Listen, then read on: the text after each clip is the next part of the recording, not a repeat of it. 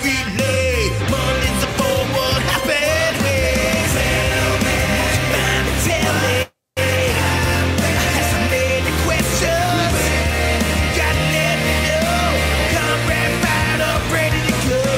Tell me, tell me. Has so many questions. Gotta let me know. Conrad fired up, ready to go.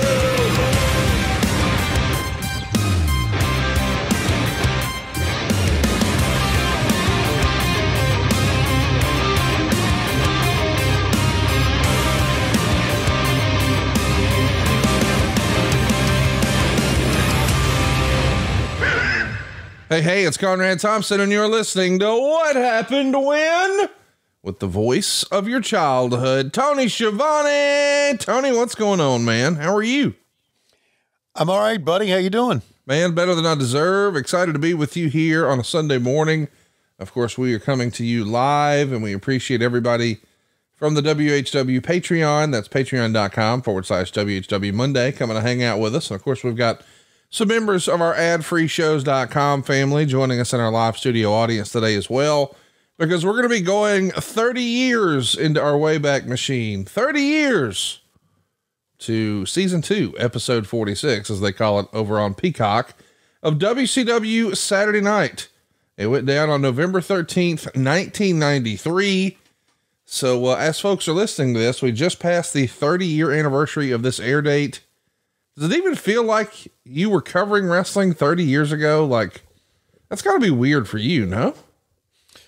Yeah, it's weird for me when you think about that. I've been doing this. I started this 40 years ago. That's what's weird. Yeah. Of course, I've not been in the business 40 years. You know, there was 18 years where I didn't do anything.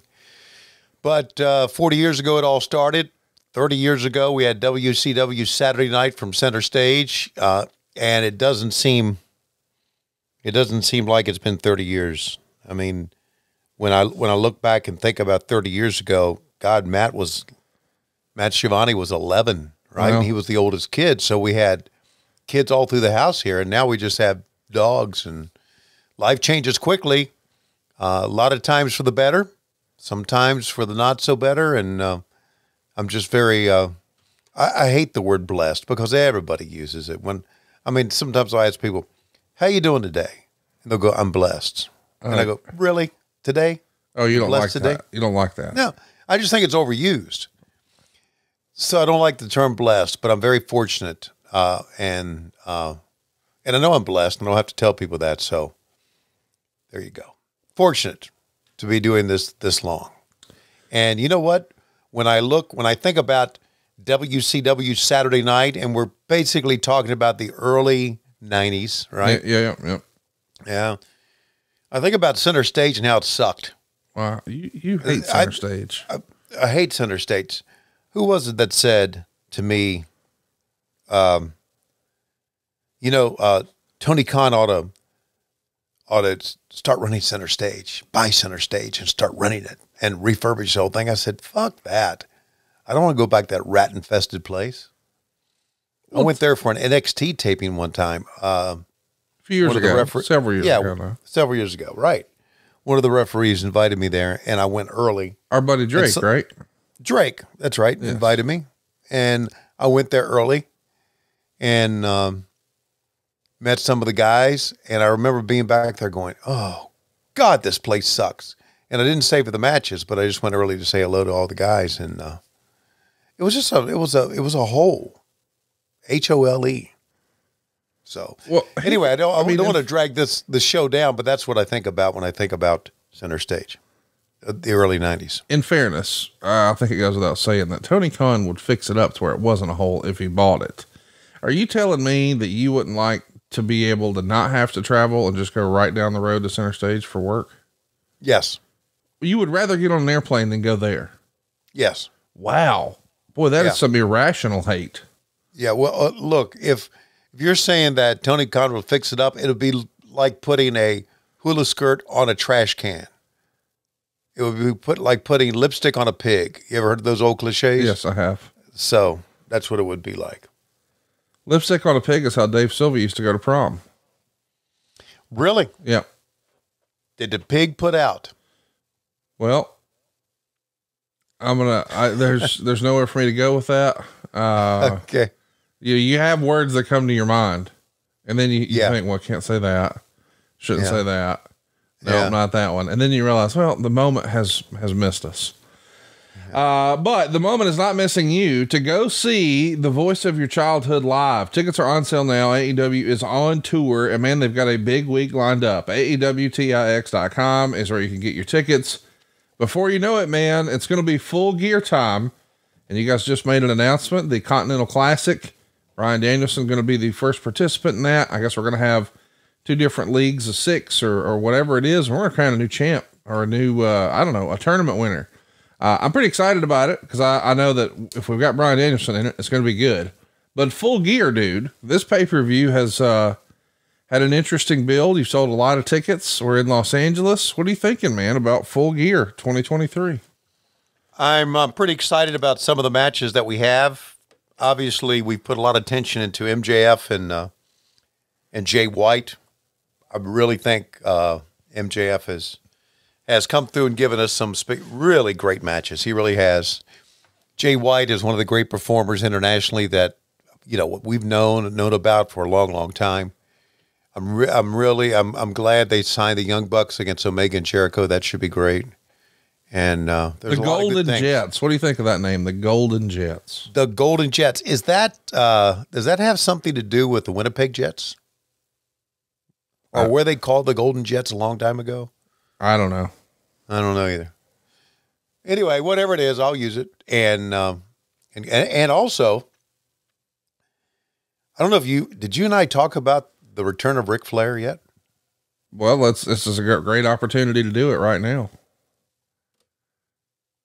I mean, how surreal was it to you to be standing in the ring on a TBS station with Sting and welcoming into the ring Ric Flair? Yeah. Like that felt like it could have been 1988 or 1998 or 25 years later. Yeah. 2023. Yeah, it was surreal. It really was. And I was really thrilled about doing that. And I was talking to Sting just on Saturday when we were in Oakland, and we were giving each other a hard time, as you do. Yes.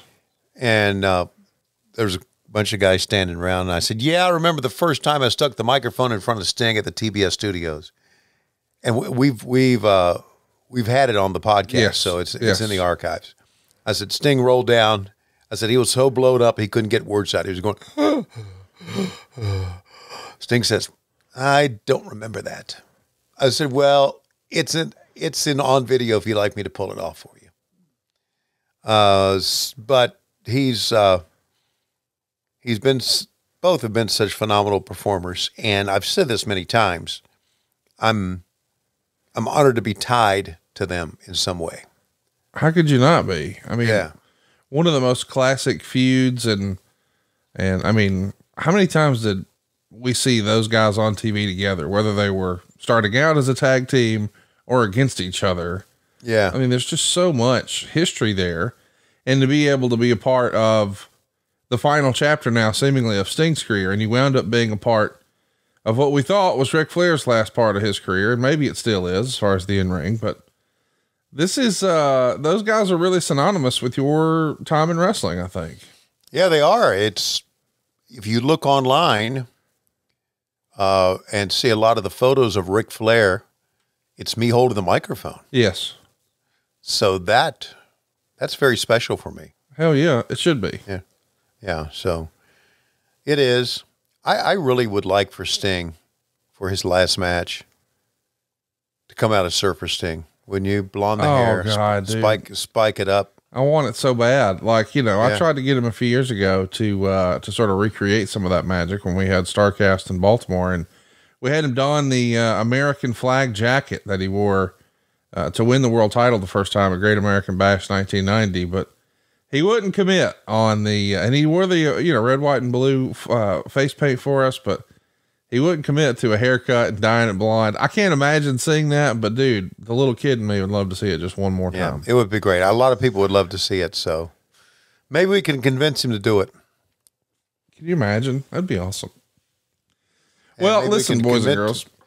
Maybe we can convince Ric Flair to strut around the hotel naked. I don't think never that'll know. take much convincing. Okay. He hasn't changed, has he? You know, here's the thing. Since he's in Tampa now, and we're not, post pandemic, my family just haven't gotten back in the travel routine like we were before. I mean, before 2019, I was diamond on Delta, and now like I don't even think I'm silver. We don't do that anymore. So I'm saying all that to say, I think the last time I actually saw Rick in person was WrestleMania weekend. We still talk on the phone, and he FaceTime Megan just 2 days ago, and I texted him some college football trash talk this morning. But like, as far as getting together physically, hanging out, I know we saw him in January and April. I think that's probably it. Yeah. You know? Who's his favorite team now? Michigan? Yeah. So they're doomed. They're definitely not winning the national title. We know that for sure. Yeah. So I was really happy to see him double down on that. He has changed college football allegiances so much. Well, in fairness, now I will give him a little slack on this. When he was a Florida fan and then a Gamecock fan, he was really a Spurrier guy.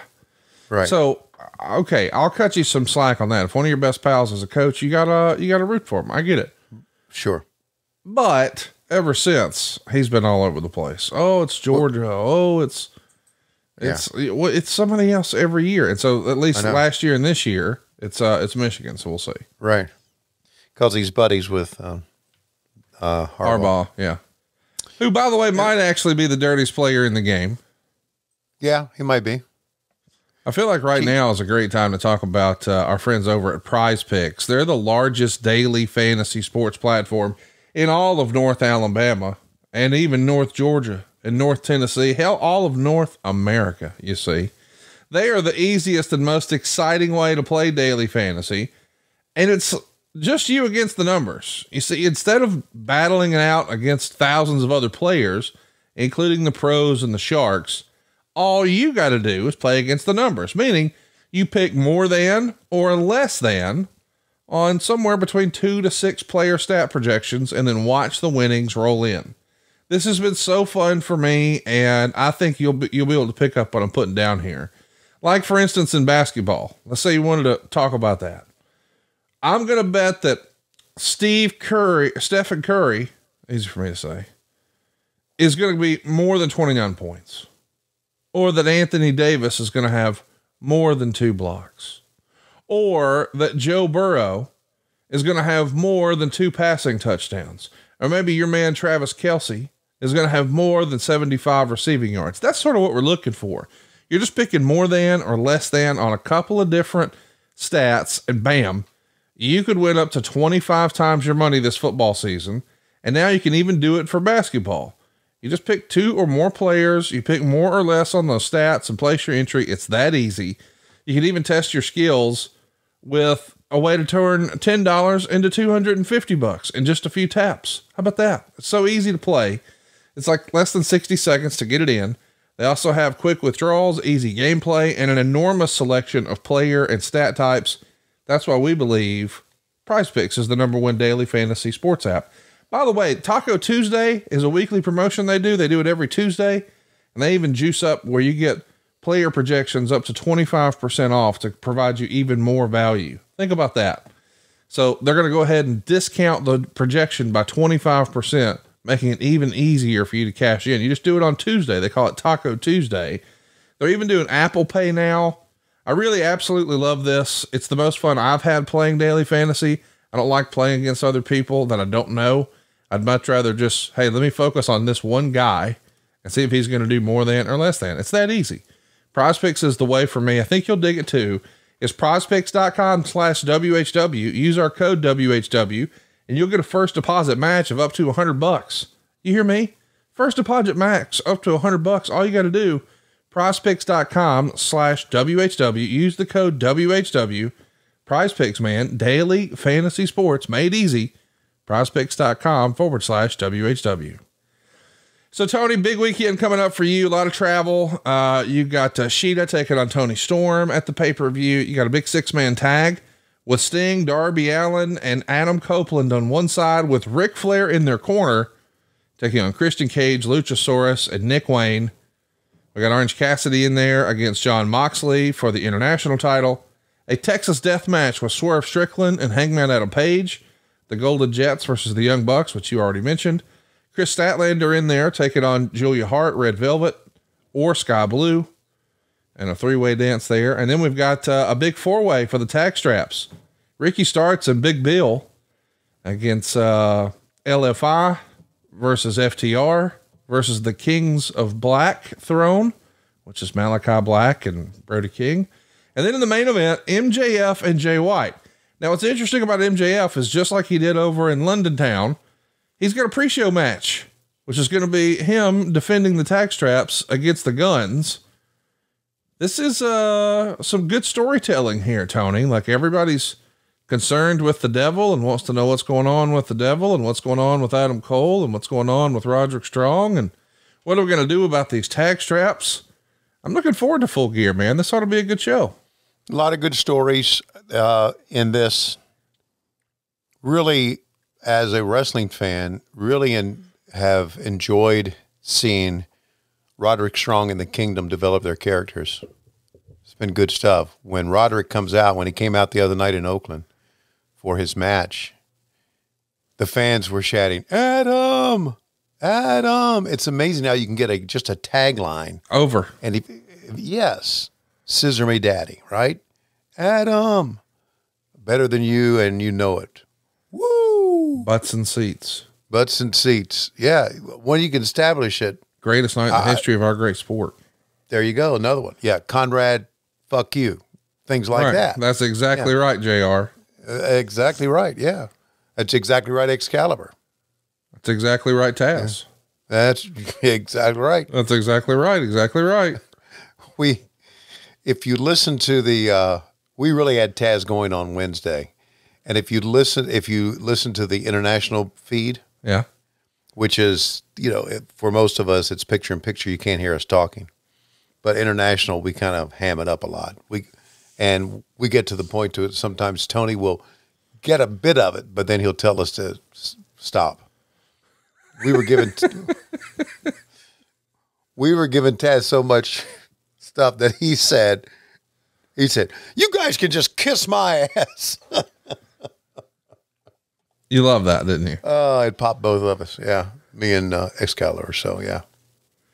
Well, boys and girls, we're excited to watch this old episode of WCW Saturday Night with you, but we do hope that you'll support what Tony's doing now. You can catch him every week on Rampage and Dynamite and Collision. Oh my. But also coming up this coming weekend, AEW always over delivers on pay-per-view. I'm sure this will be no exception. Full Gear coming your way. MJF in the hot seat against Jay White and pulling double duty in that tag match, and just a loaded middle of the card. I'm fired up about it, man. There's not going to be a lot of football stress in my life next weekend. Alabama is playing Chattanooga. Oh, wow. We saw your Bulldogs pull off a pretty much dominant win over Ole Miss and Lane Kiffin. What do you think is going to happen here as we get towards the SEC championship? It'll be here before you know it. And most people are predicting Alabama versus Georgia. What do you think is going to happen there, Tony? I don't give a fuck, Conrad. All right. Well, I'll tell you this. Georgia's overrated and Alabama's going to skull fuck them. Roll Tide. Oh, so without further ado, you don't care about it. So we're moving on. Season 2, episode 46, WCW Saturday Night. We're going to celebrate Alabama disemboweling Georgia here on the program today in advance. We're going to continue to celebrate that win in advance because Tony doesn't care about it. Season 2, episode 46 of WCW Saturday Night. It's November 13th, 1993. Tony, you know anybody who was born November 13th? No. Great. Well, I've got this locked and loaded on my side. Usually you have a special countdown. What are we going to listen to today, Tony? Now we got another special countdown from DJ Turnup. I love that. You ready? I'm ready. Yeah. By the way, speaking of gimmicks, we have a fun gimmick here on the show called Tony Reed's Rap. Oh, Lord have mercy. Tony Reed Rap. Oh, no. It got over, Tony. No, I'm not going to do that again. No, you are. That fatal nut, I knocked that bitch on her butt. Coach Rosie. It was on her cheek, her back and face. And I'm sorry to say there's no suspects. When I saw that, I cheated the freak. I bust a nut and killed the bitch. Oh. But she must be cute, and I'm not joking. What? But she must be smoked by blowjob Betty.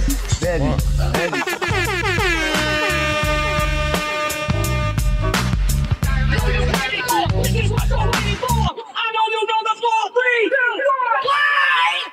Apparently, we don't preview those anymore. Last Wednesday night at the Clash of Champions, the action was hot and heavy, and championships were on the line. Coming up next, we'll relive some of that night's titanic struggle for the WCW Heavyweight Championship between Vader and Nature Boy Ric Flair. And later in this show, the incongruous tag team of Ric Flair and Sid Vicious challenge that pair of ne'er-do-wells, Vader and Stunning Steve, on this edition of WCW Saturday Night. Have you ever said ne'er-do-well on TV? No, I wonder who wrote that for Mean Gene. I think you should use it on Wednesday. Excalibur would really get excited to hear you say that. This feels like a Saturday Night Live open. The way we've got all this edited together. Yeah.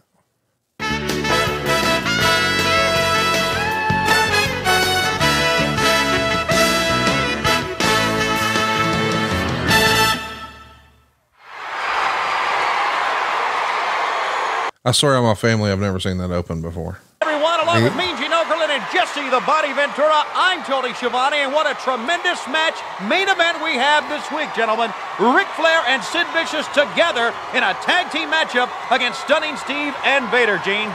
I'll tell you, I'm looking forward to that one, but Jesse the Body Ventura, I got to tell you what a pleasure it is for me to be part of television wrestling's #1 broadcast team. Tony, it's so great to work with you, and Jesse, after a long absence, you and I finally reunited. Well, I Excuse me. feel great, Mean Gene. And I'll tell you why I feel great, Tony Schiavone, because I checked it out in my contract, and I found out there's no stipulation that stops me from broadcasting with 2 midgets. Hey, give me a break. I tell you, it was a tremendous main event, world title this past Wednesday, Clash of the Champions, Vader and Ric Flair. You should call your lawyer. Here's what happened right here on TBS just a couple of days ago.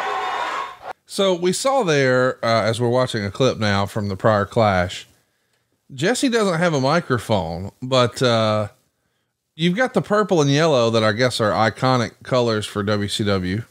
Right. And you had windscreens on the microphones and cords, and they were color coordinated. Whereas I forget if you had a purple windscreen and a yellow cord, but he had the inverse, he being Mean Gene.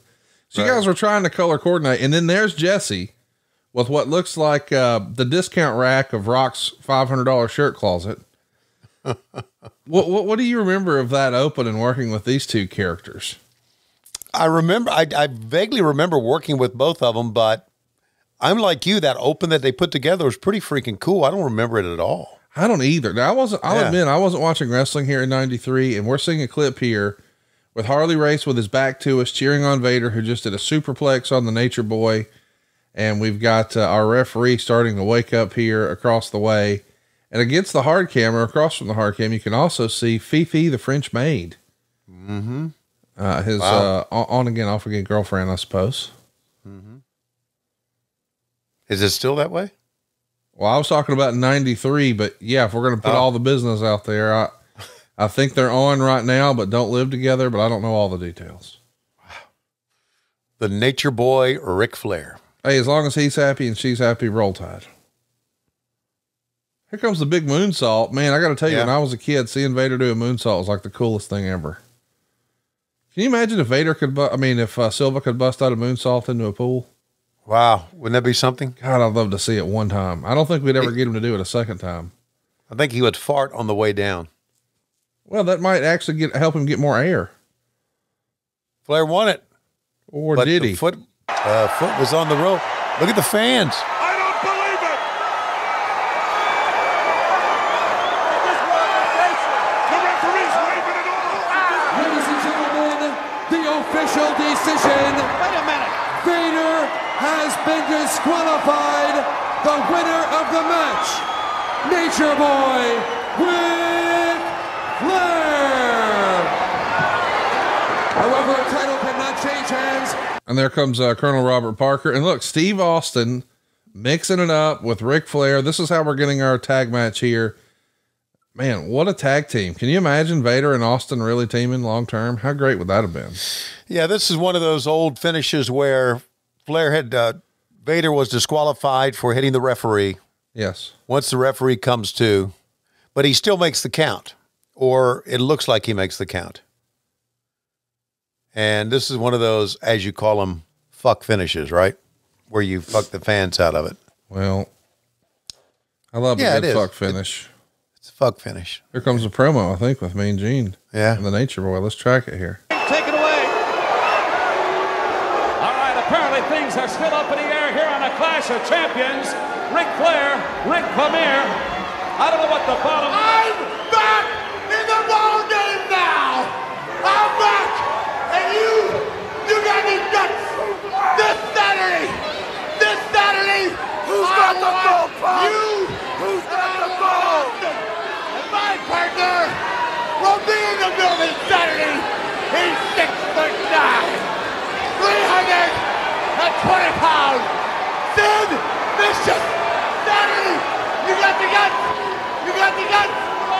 Got the goal.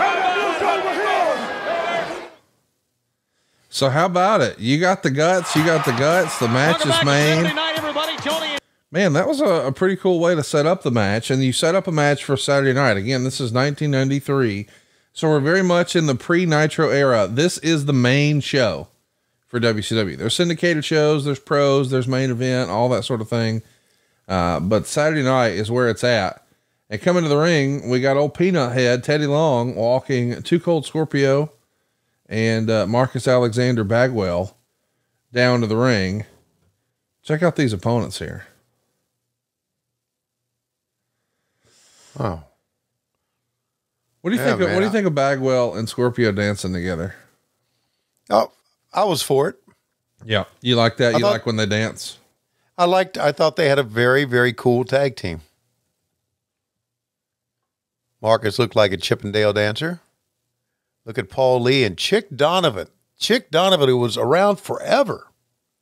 Isn't that a fun blast from the past? Yeah. Yes, it was. Nature Boy Paul Lee. Can you believe we're watching a match with Nature Boy Paul Lee before he was Nature Boy Paul Lee? No. No.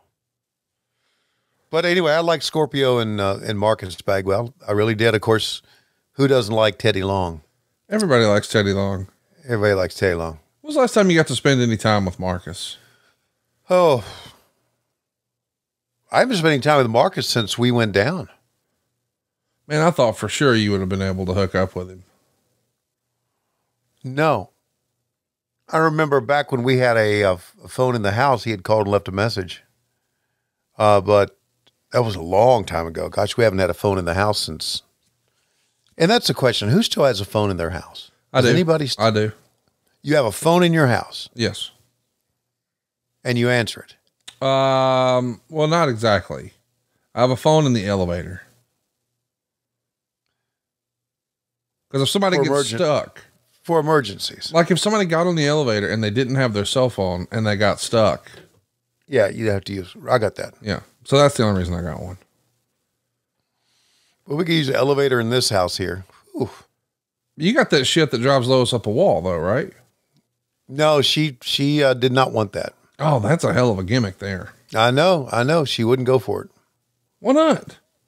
Because she's stubborn as shit. Why don't you just do it? Next time she goes to get her hair done, just do it. I do not need that heat. Okay. You don't need the heat of making things easier for her? Yeah, that's exactly right. It's hard to explain. They just tagged in Paul Lee. Let's listen. Fans, not only does Mean Gene come to you from the Metal Bowl Control Center a little bit later on, but also Dustin Rhodes is here, a feature on Sting and the former Battle Bowl champion as well in this program. And Mean Gene, as he told us, will be talking about. Well, you're not even talking about old Paul Lee. No, we are completely ignoring this match, which You understand why? Yeah, I understand why, but I never agreed with it. He's got. I thought that we could do both. Okay. Yeah. Because, again, unless you talk about the match in front of you, these kids mean nothing. Right. And you gotta have people mean something more than just your main event. You do. And I think we do that. I know we do that today, and I know we still promote, but we do not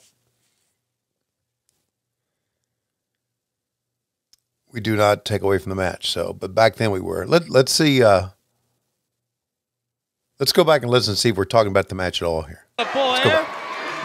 Well, as he sends him in, tremendous clothesline. There you go. And just remember, if you can't make anything, can't buy anything. Full arm dragon twist. Oh, and Bagwell off the top, and he's making something out of that in a big right hand. Illegal punch to the face, but he got away with it. I love Jesse Ventura's voice on commentary. It was great. It cut through. It sounded authoritative. Yes, it does. That's the right word. Great call. Yeah. Yeah. He was using his daddy voice. Yes. That's what he was. Everybody listening knows what that means. Yeah. One time I told him to shut up on the air. Oh, you did? And he said, "Don't you ever tell me to shut up, Schiavone." And the way he said it was like, oh, okay. Oh, so you ain't got to get half hot, Jesse.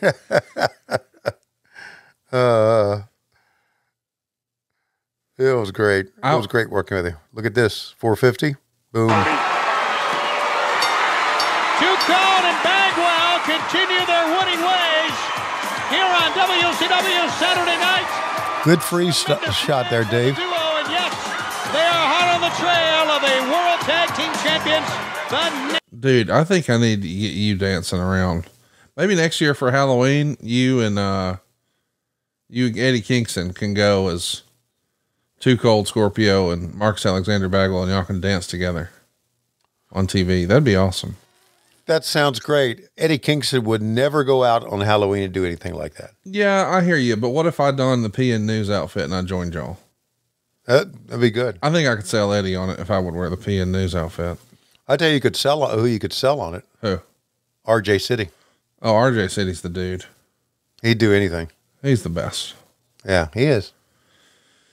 Well, they're taking a break here, Tony, and I think we should too. I'm going to stop it down when we get to, I'll call it 12:08.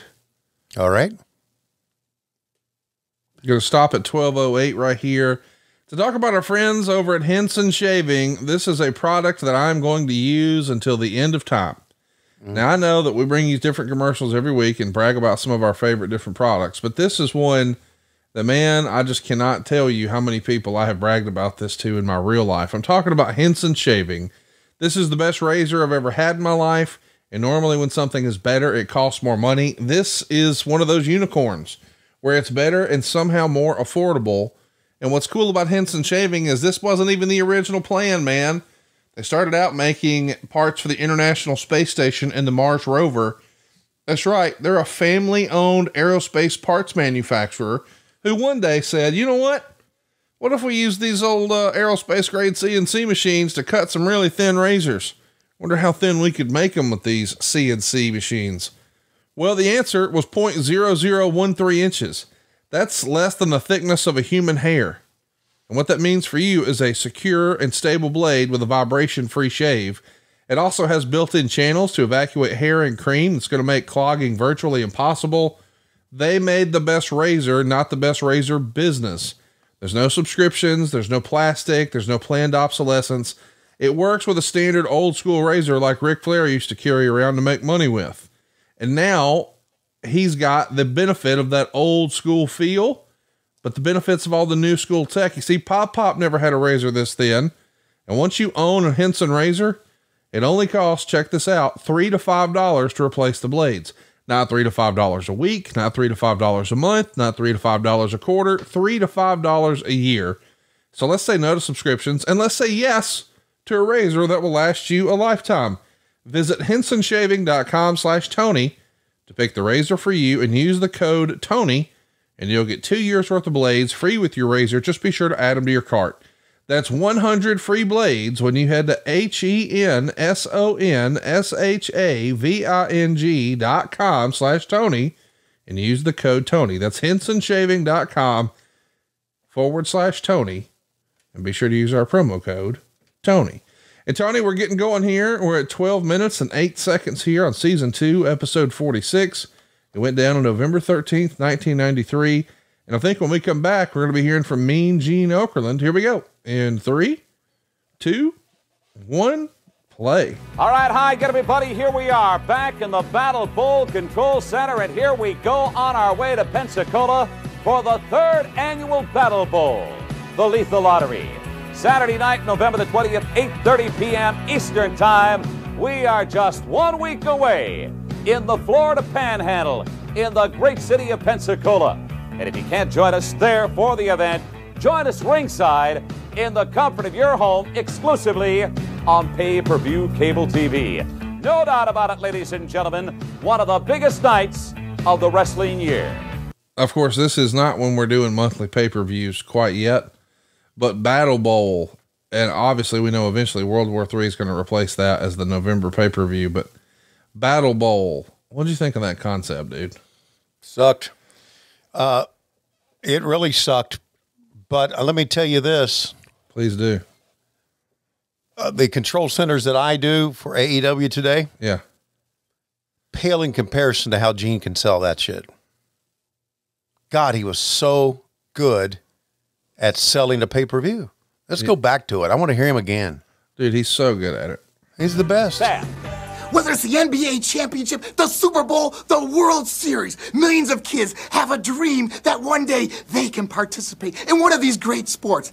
I, Johnny B. Bad, as a young bad boy, had this dream also. And today, it's become a reality. I'm going to participate in Lethal Lottery Battle Bowl, the greatest sports event of all times. Buy this pay-per-view and watch a boy's dream come true. Johnny B. in 93. All right, you can tell that Johnny B. Bad is ready for this big one just 1 week away in Pensacola. Let me tell you how Battle Bowl has grown. This is going to be the 3rd annual. The first 2 Battle Bowls were part of Starrcade, but this year, Battle Bowl stands all alone. Battle Bowl, the Lethal Lottery, an exclusive pay-per-view event from World Championship Wrestling. A little more background. The winner in 1991, Sting, the franchise, here at World Championship Wrestling. Last year's winner, winning that very attractive and very expensive diamond ring, was the Great Muta from Japan. Who's going to win this year? Well, we're going to find out just 1 week from now. The scene is set, and the good news is, ladies and gentlemen, you could be part of it. Call your local cable company right now and join us exclusively on pay-per-view cable TV. See it live as it happens next Saturday at 8:30 p.m. Eastern Time. Saturday night, November the 20th. Ladies and gentlemen, you can be part of Battle Bowl, the Lethal Lottery. Catch it on pay-per-view. Tony, why don't you think we do those stand-up sales pitches like that anymore in wrestling? Like, I know that is what we just saw, we can see you do on YouTube, but I'd really like for that to air on television. I would love it to air on television. Do you think that the thought is people won't stay tuned for that?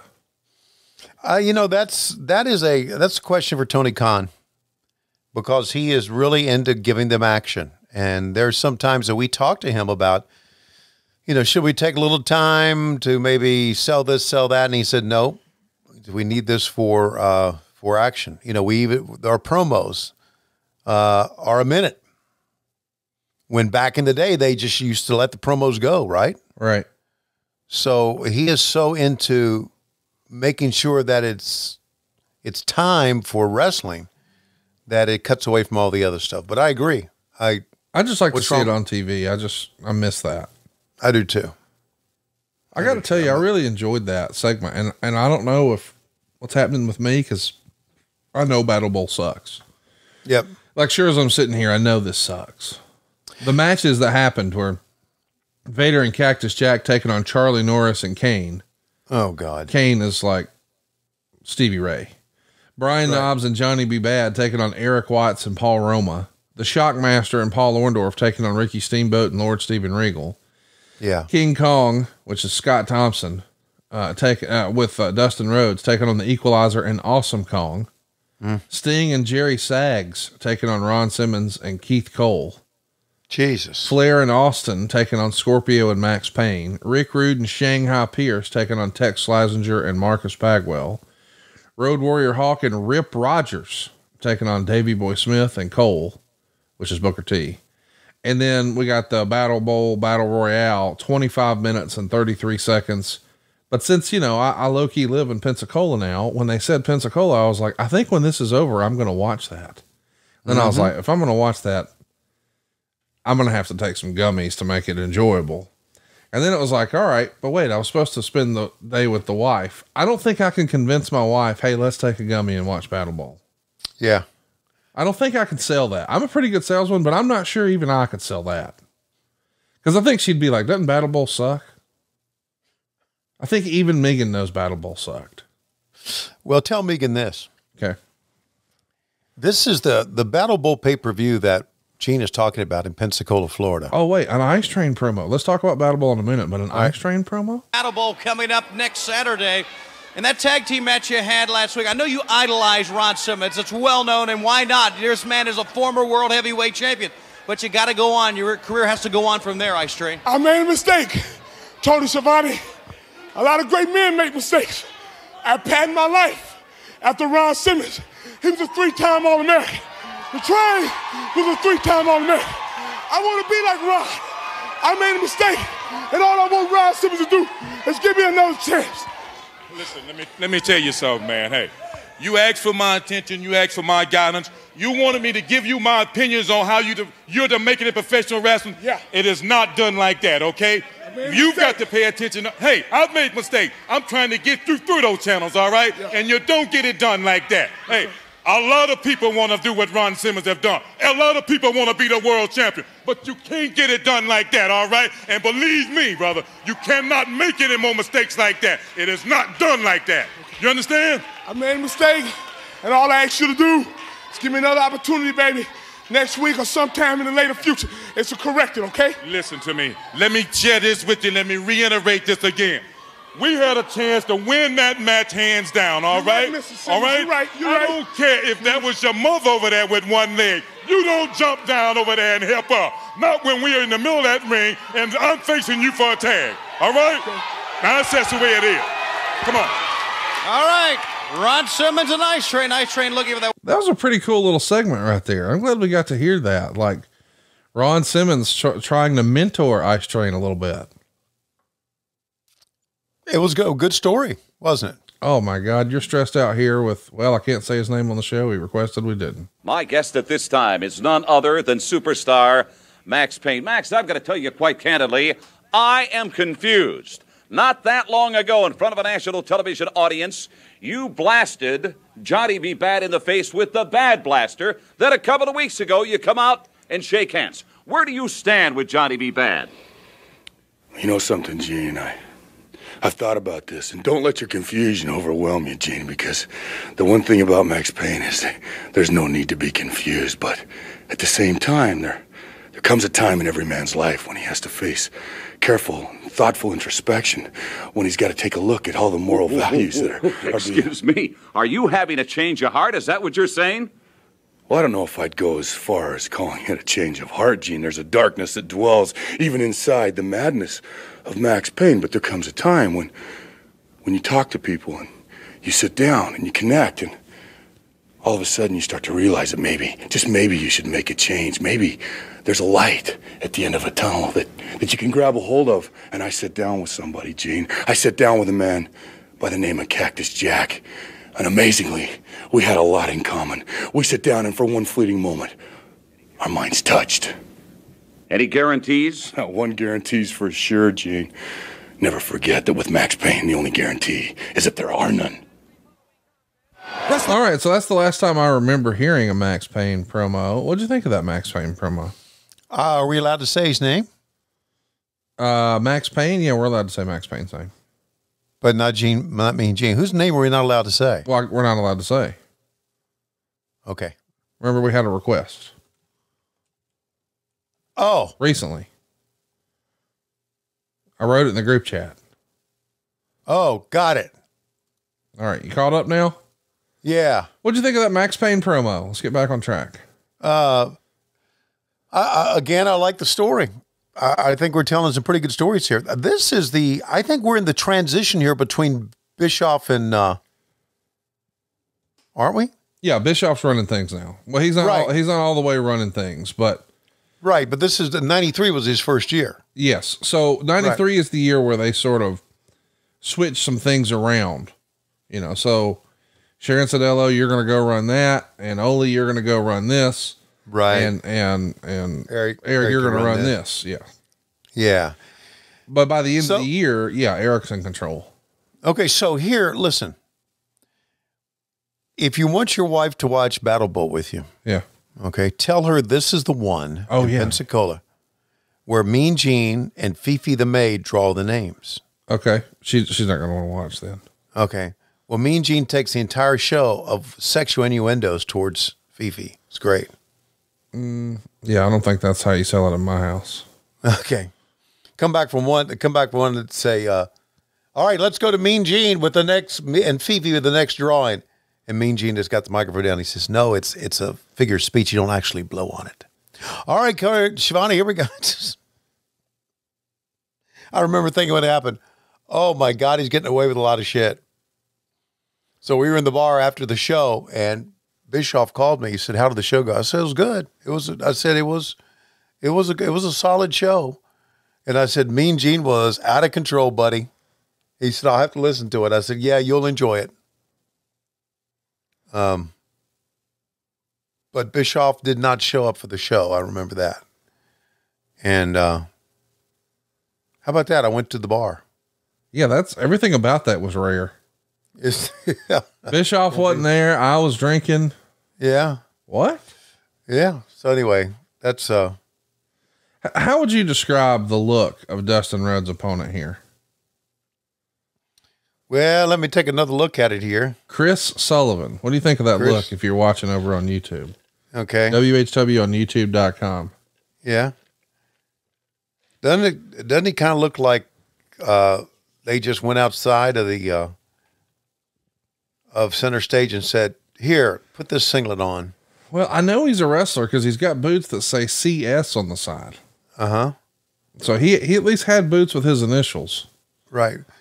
And I don't think that in this day and age, he would have had that haircut. I think he would have shaved his head.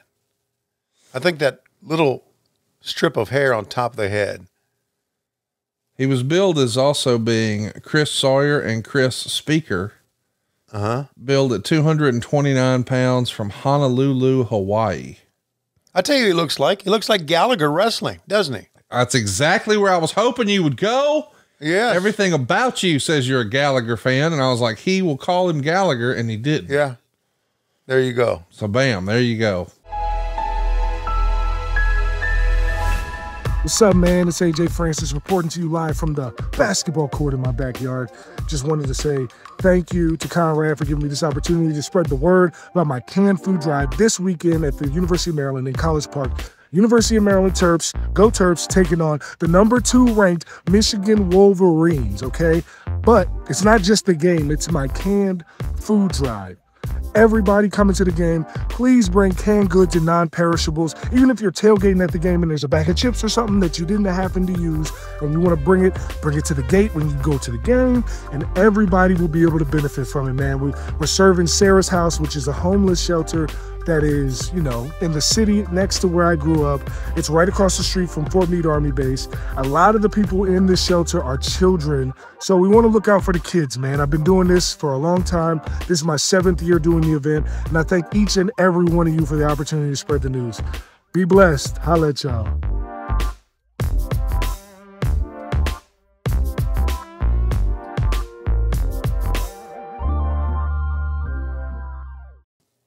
But instead of coming out and squashing watermelons, he came out and Dustin squashed him. Right. Very good. Good call.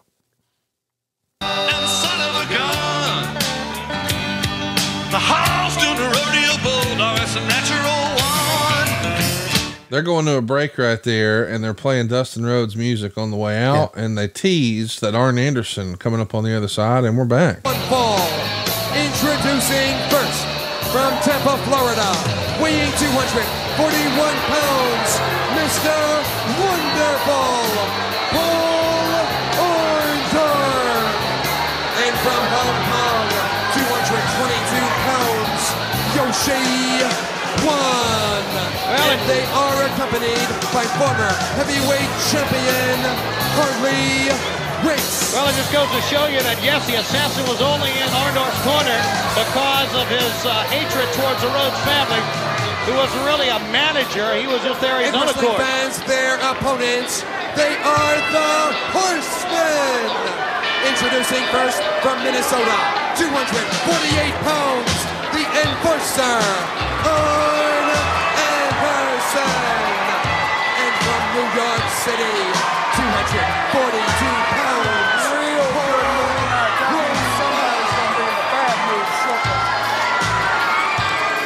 So Arn Anderson and Paul Roma here taking on Yoshi-Kwan and Paul Orndorff. Man, this is 1993 WCW all damn day, is it not? It is. Is Chris Champion still with us? He's not here on Patreon with us, no. No, is he dead? Yeah, he died in Nashville, Tennessee in 2018. Okay. He was a hell of a performer at one time before the car wreck and everything. He wrestled as Chris Champion, Dennis Smith, the Karate Kid, Cowabunga, Sin, Turtle Cayman, and Yoshi-Kwan.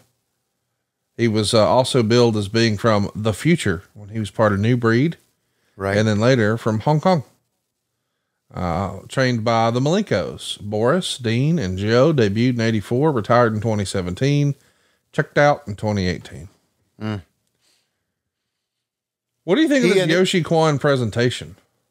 It's unique. Yeah, and listen, I know people look at this now and they sort of make fun, but you got to get in your time travel and think back to 1993. Yeah, we're on the heels of huge B movie markets in like video cassette stores and things like that. People were obsessed with ninja movies. Right. And we're still in this Teenage Mutant Ninja Turtle era. Right. And Big Trouble in Little Chinatown and, you know, all these silly personifications that now we would never do, but we were definitely doing back then. Right. And, you know, kids could, you know, like being a ninja was still a viable Halloween costume in 1993. Yeah. Right. So having this character sort of who feels like he's right out of the Street Fighter video game or Mortal Kombat or something like that. Here's the personification. Like if Glacier and Mortis and Yoshi-Kwan were in this era, that would have made sense. You know, by the time we actually got him in 96, maybe not as much, but here it could have worked. Yeah, of course. And he's using Yoshi, a name from Super Nintendo. Yep. All right. So there you go. And again, Chris Champion and the New Breed, they were really onto something before their car wreck. Yeah. And that really not only destroyed that, probably destroyed their careers. I don't think there's any question, and destroyed their friendship as well. If you know that story, was a terrible car wreck. Paul Orndorff, buddy, he knew how to milk it, man. Dude, him and Arn Anderson. Can you imagine how many great matches they could have had? Yeah. I wonder how many times they wrestled one-on-one, if ever. I'm going to look that up. All right. We need to talk to Arn about that. We need to have Arn on sometime. Arn's got a fabulous podcast just called Arn, but man, we should have him on sometimes and just watch some old stuff and let you two cut up. I think that could be fun. If we can get him to really cut up like we know he can. Right. There you go. Yeah. Right. Okay. Yeah. So there was a Clash of the Champions, in 1990, Paul Orndorff and Arn Anderson. Lots of different tag matches, some house shows, but yeah, there was Clash of the Champions 11. Wow. I got to go watch that. I'm going to watch that today. They also wrestled on a Saturday night in October of that year, October of 93, October 6th. So not too long after we're doing this tag stuff. Yeah, man, I'm going to go out of my way to see that. All right. Tell me how it is. I think those are two of the most, like, when you look back, just all-time great heels. I think Paul Orndorff is underrated. I think guys like Tully Blanchard, Rick Rude, Paul Orndorff, they maybe don't get their just due as all-time great heels. But as far as all the little stuff that make a tag match or just a wrestling match feel real and really suspend your disbelief, I don't think many people did that better than Arn Anderson. Everything he did had logic behind it. Right. Yeah. Special talent. Yeah, for real. Yeah. And listen, Paul Orndorff had a hell of a run as a heel against Hulk Hogan. Drew all kinds of money. Yes, he did. And of course, the famous cage match, right? With the instant replay, whose foot dropped down first. How they got that to work, I'll never know. But that was spectacular the way they did that. That Hogan's foot just fell down a fraction to the floor, a fraction for Paul Orndorff's. I know you don't care, but as we've been recording, it's come out that it looks like Jimbo Fisher is about to be fired from Texas A&M. Well, he certainly did underperform, didn't he? I know you don't care, but goodness gracious, can you imagine getting paid like, because the rumor is his buyout is something like $75 million. Yeah, I'd take it. I mean, my goal in life is to be so bad at something that someone pays me $75 million to stop doing it. Yes. God, I hope we're that bad at podcasting one day. Guys, got to get y'all together, the WHW team. If we could just have y'all just go the fuck away. Yeah. And just stop doing it. We're not doing that. No, hell no. We're going to be doing this podcast forever. We're going to give you $76 million to leave. What door do you want us to walk through? We're fucking out of here. We'd go black right now.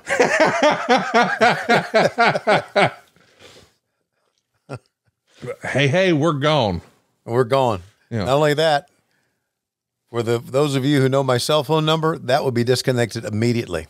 We talked about that not too long ago. If you won the lottery, what would be the first thing you would do? And I immediately said, get another phone number. Yes. Second thing would be leave. Where would you go? I don't know. And I would get I'd get a private jet, and I'd say, I'd talk to the pilot, and I'd say, and I'd ask Lois, I'd say, what are you going to do while I'm gone? No, I'm kidding. I would ask Lois, where do you want to go? And I said, pick anywhere. And that's where we would go. And are you saying to visit, or you live there now? Well, just to visit for right now. Oh, okay. Just to get away from everybody and everything. Would you live in this? Would you continue to live where you live right now if you won the lottery? No. So what? I would put a lot of money into this house to fix it up. But you're leaving. Yeah, but I want it to stay in the family, and either Chris or Laurie or someone just to come here and stay. Because maybe I would come back once the smoke settles. Okay. Also, can't you, if you win the lottery, can't you request your name not being public? I think some of them require that you disclose it because they want to brag about it. They want to promote you. So-and-so won such and such. Yeah. Rajiv just put on the text stream here, Tony would forget all of us in a heartbeat if he won the lottery. Yes. You're damn right. I would. Absolutely. Yeah. I don't know how to tell you this, Rajiv, but he forgets you as soon as we hang up. Tony Schiavone don't give a fuck. Tony Schiavone is about them dollars. You want Tony Schiavone to be your friend? Bring your wallet. Wow. That's a big lie. And Rajiv knows better than that. No, seriously, if you have an opportunity to see Tony Schiavone at a meet and greet or something like that, you should go out of your way to do it. Just bring cash. I haven't done a meet and greet in a long time. But But if you have cash, you will have a great experience. My work on Collision has kind of ruined my weekends as far as meet and greets. You got to tell him, hey man, this Saturday bullshit's really cutting into my picture money. So Yoshi Klein catches an errant foot to Harley. Ladies and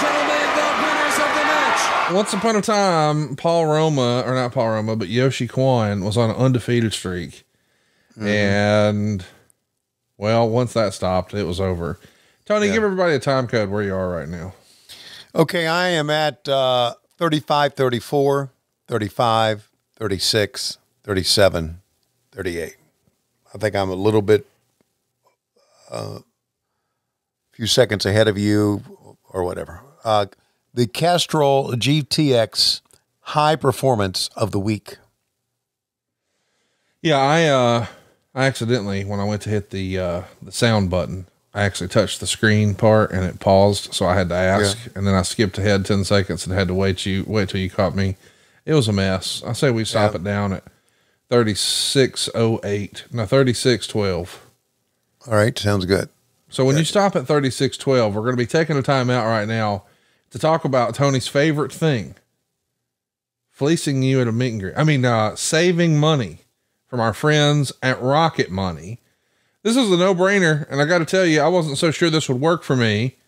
Boy, was I surprised. It turns out my wife and I both signed up for a streaming service, but we watch TV together. I signed up for a fight subscription. I really just wanted to watch one fight. I didn't want to continue to pay each and every month.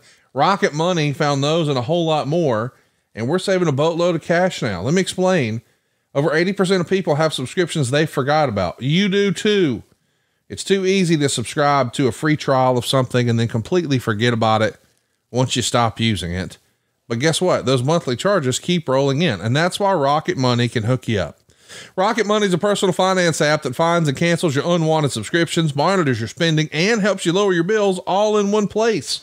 With Rocket Money, you can easily cancel the subscriptions you don't want with the press of a button.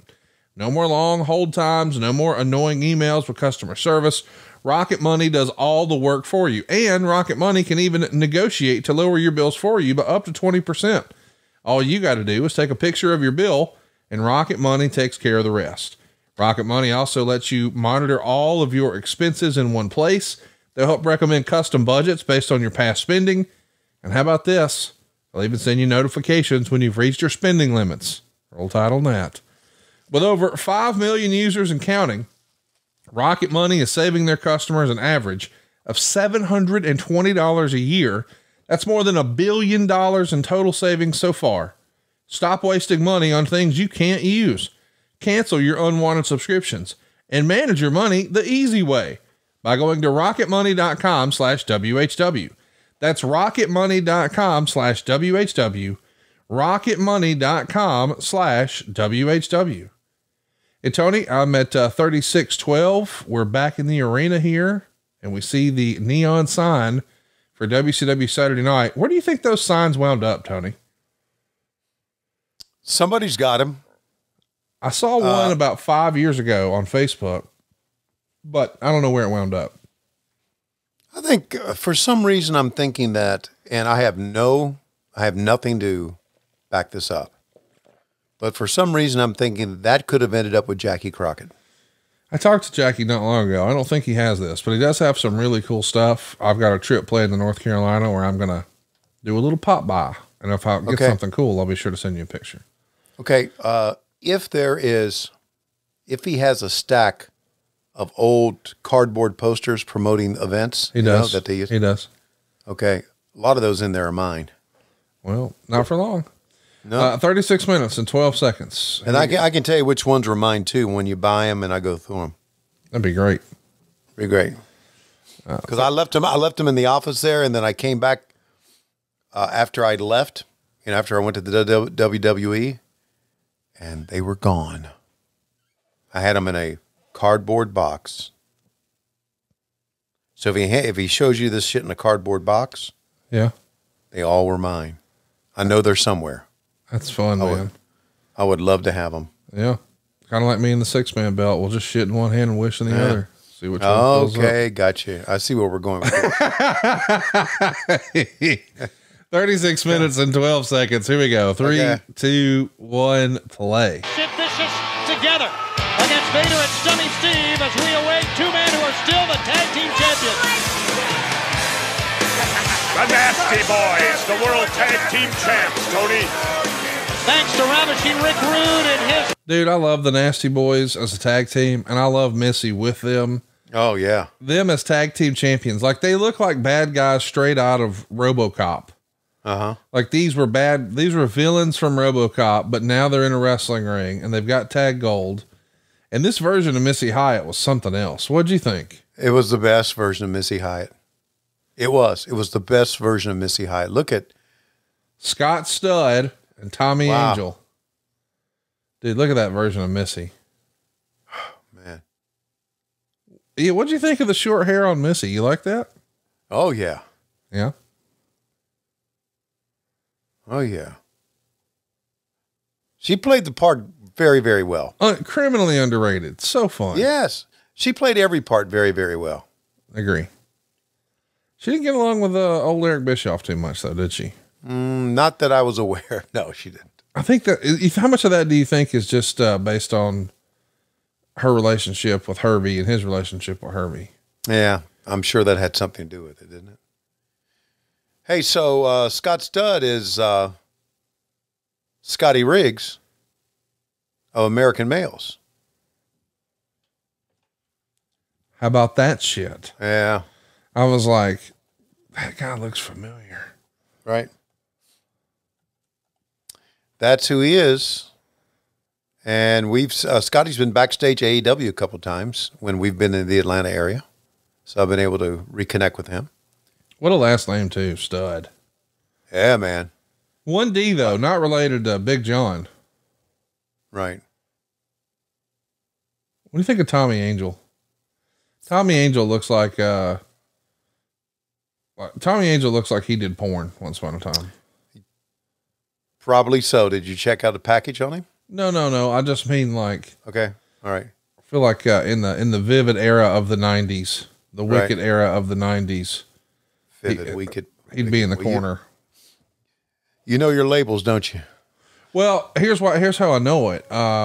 This is when it started to get really popular in the late 90s with like Jenna Jameson, who would like sort of transcend the deal.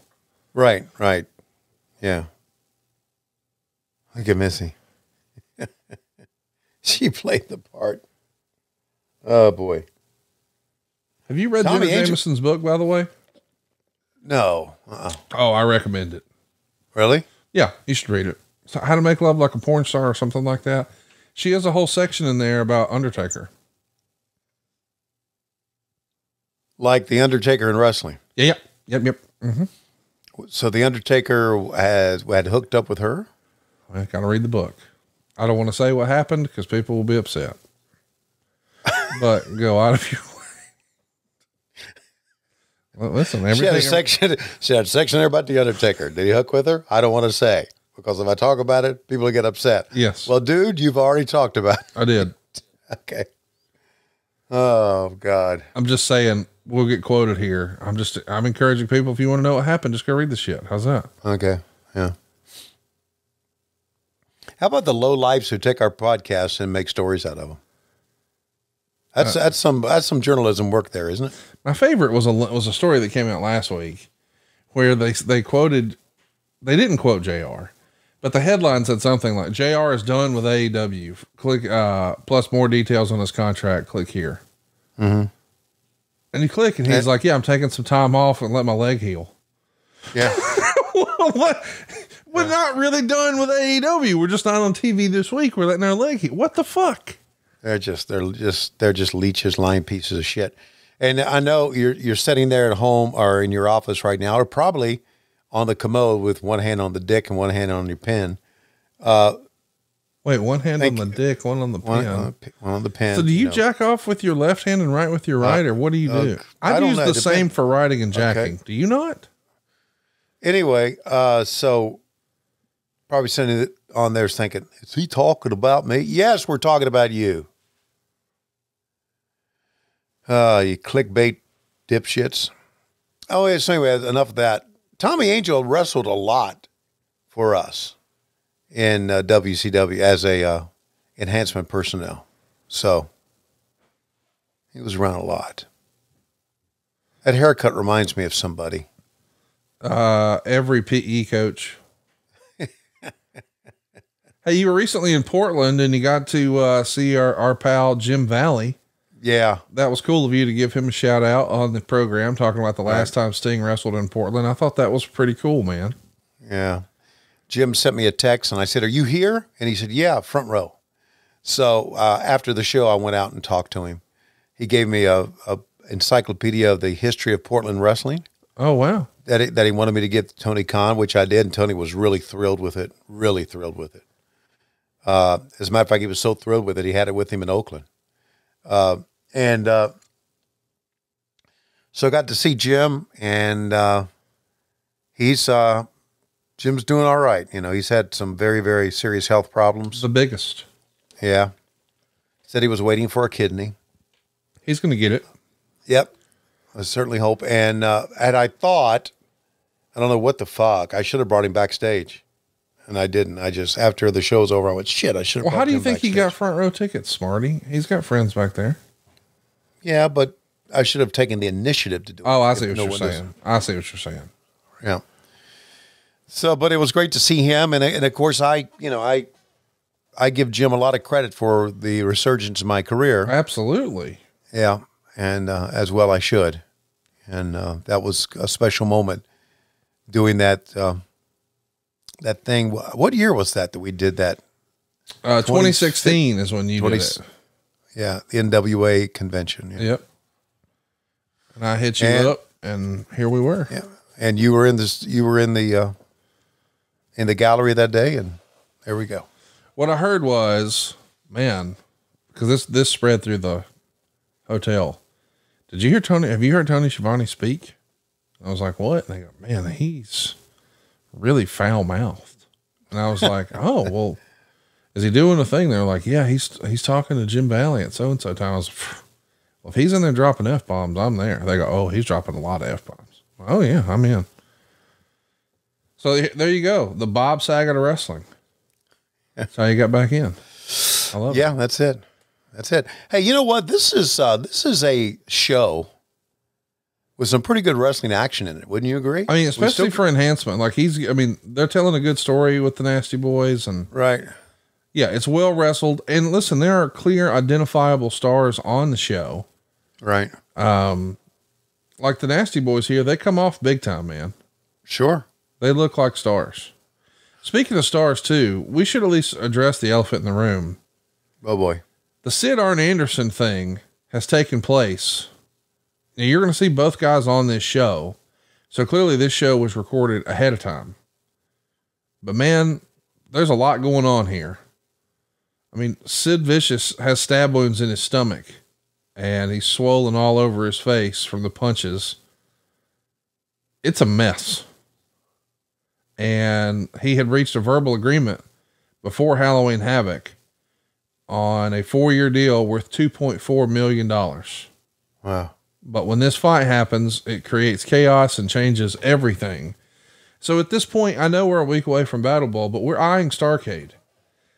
And the idea all along has been not for it to be Flair versus Vader, but for it to be Sid versus Vader, which makes you think, because of the way they're positioning this tag team, would that have meant somewhere in the middle of the card, if it's going to be Sid versus Vader in the main event at Starrcade, would it have been Flair and Austin? Wouldn't that be something, Flair and Austin in a Starrcade? It would have been special. I'm not disappointed with what we got. I thought Flair and Vader were just incredible. One of my favorite WCW matches of all time. But it is interesting to think sort of what if. Yeah. Did you see how the fans were going bananas on Scott Studd's comeback there? Yeah, everybody loves a hot tag.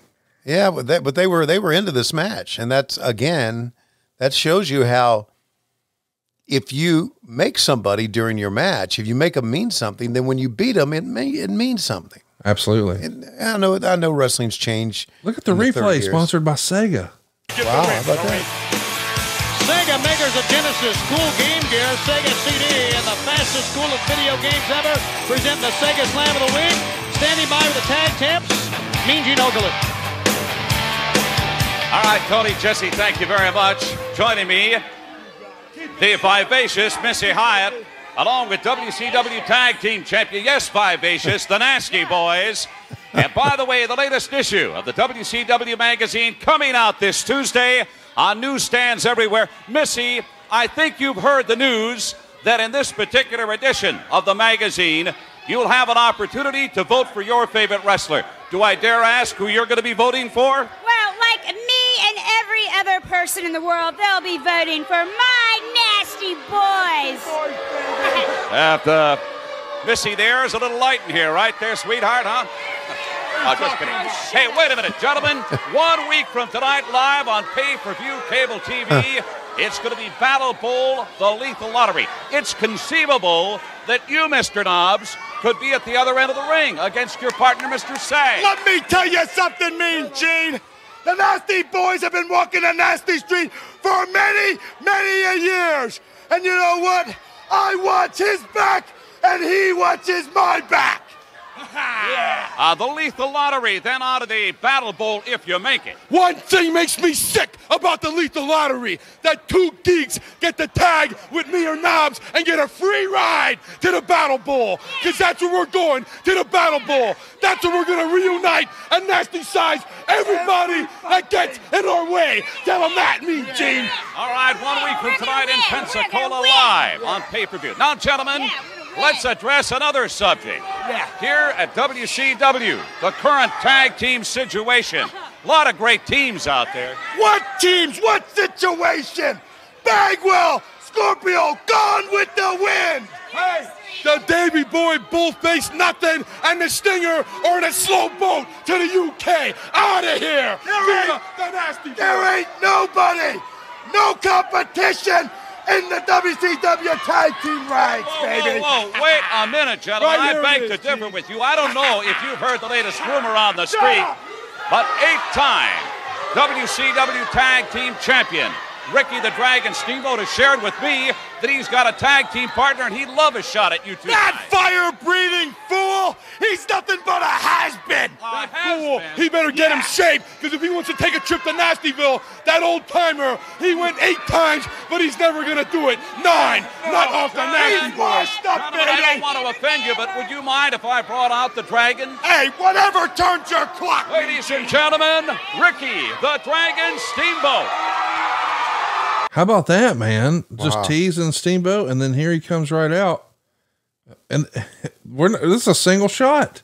Ricky, you heard what these two gentlemen had to say about you.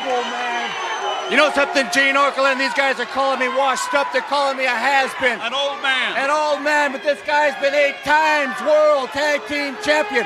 This guy knows how to pick his partners. And I'm out here to challenge you two guys here next week for a match in the ring and put those championships up on the line. Who's your partner? What are you talking about? What's the difference? You got a partner? Hold it. Gentlemen, do you accept the match? Do you accept? Yeah, anytime, anywhere. Hold on to your hats, ladies and gentlemen. That's going to happen here next week. Just be here next week, and you got 1 week to get in shape, fellas. Hey, hold on a second. Right back.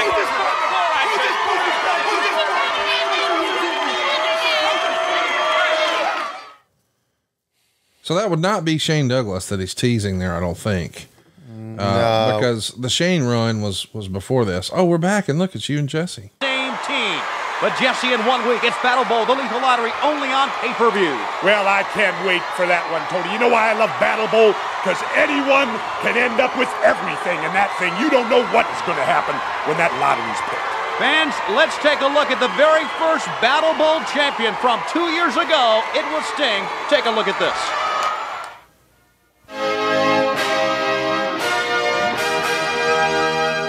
Battle Bowl, the Lethal Lottery. Dude, you guys are selling your ass off on this, making it feel like a really big time event. Are you not? Yeah, we were. We were doing a good job of it. No doubt. Not only that, we were doing a good job of it, and there's our choir getting ready to sing. Friends and enemies on the same team. Huh, what a night. Tag team matches were held, with the winners moving on to Battle Bowl, an over-the-top rope battle royal. The last man left inside was presented with the gold and diamond Battle Bowl ring. This, of course, the true symbol of being at the top of your sport. This story is about a man who would be cast into the record books as being the very first recipient of the ring. The man called Sting. Anticipation grew as the names were drawn. All the way from Venice Beach. Dude, I want Mean Gene to narrate my fucking life. Can you imagine if he was like the voice in your head? God almighty. And then did a great job with the Nasty Boys thing too. And then Tony went downstairs and took a big country shit. As only someone from West Virginia could. Yeah. After the match, Sting said it would have been tough to hang on if he had been chosen to wrestle in one of the last two matches. But this time, along with the bad luck, he had a little good luck. That's the lottery system. To get to the Battle Bowl is a huge accomplishment. Walking the aisle, top names like Dustin Rhodes, stunning Steve Austin, All-American Ron Simmons, Ricky the Dragon Steamboat, and ravishing Rick Rude. These are the toughest men in the sport. Sting stated that there was mass confusion in the ring. Bodies hurl at you from every direction. You pick out a guy, and then you battle it out. Rude and Sting squared off. Fists were flying. Rude about slapped the paint off the Stinger's mush. But he held on, even after the awesome spill between the ring ropes. It takes a well-conditioned athlete to survive a spill like that. Vader had delivered awesome hits earlier, and he was punishing his opponent. Rude had Sting by the legs. It didn't look good. He kicked like a kid throwing a temper tantrum. Sting was that close to going out. Ravishing Rick Rude made one mistake against Ricky Steamboat. Never show off before you have your man beat. Rude was soon tossed out, but not forgotten. With the refs distracted, he snuck out of the ropes and gave Sting one last shot. Sting said later that he was telling himself, don't black out, hang in there. There's one last man to beat, one more surge.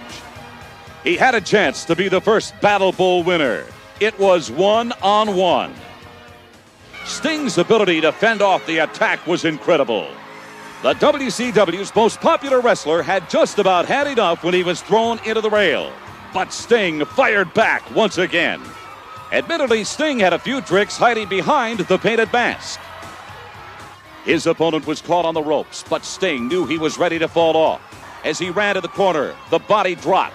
Sting was able to catch himself at the last second. Sting cagily played possum.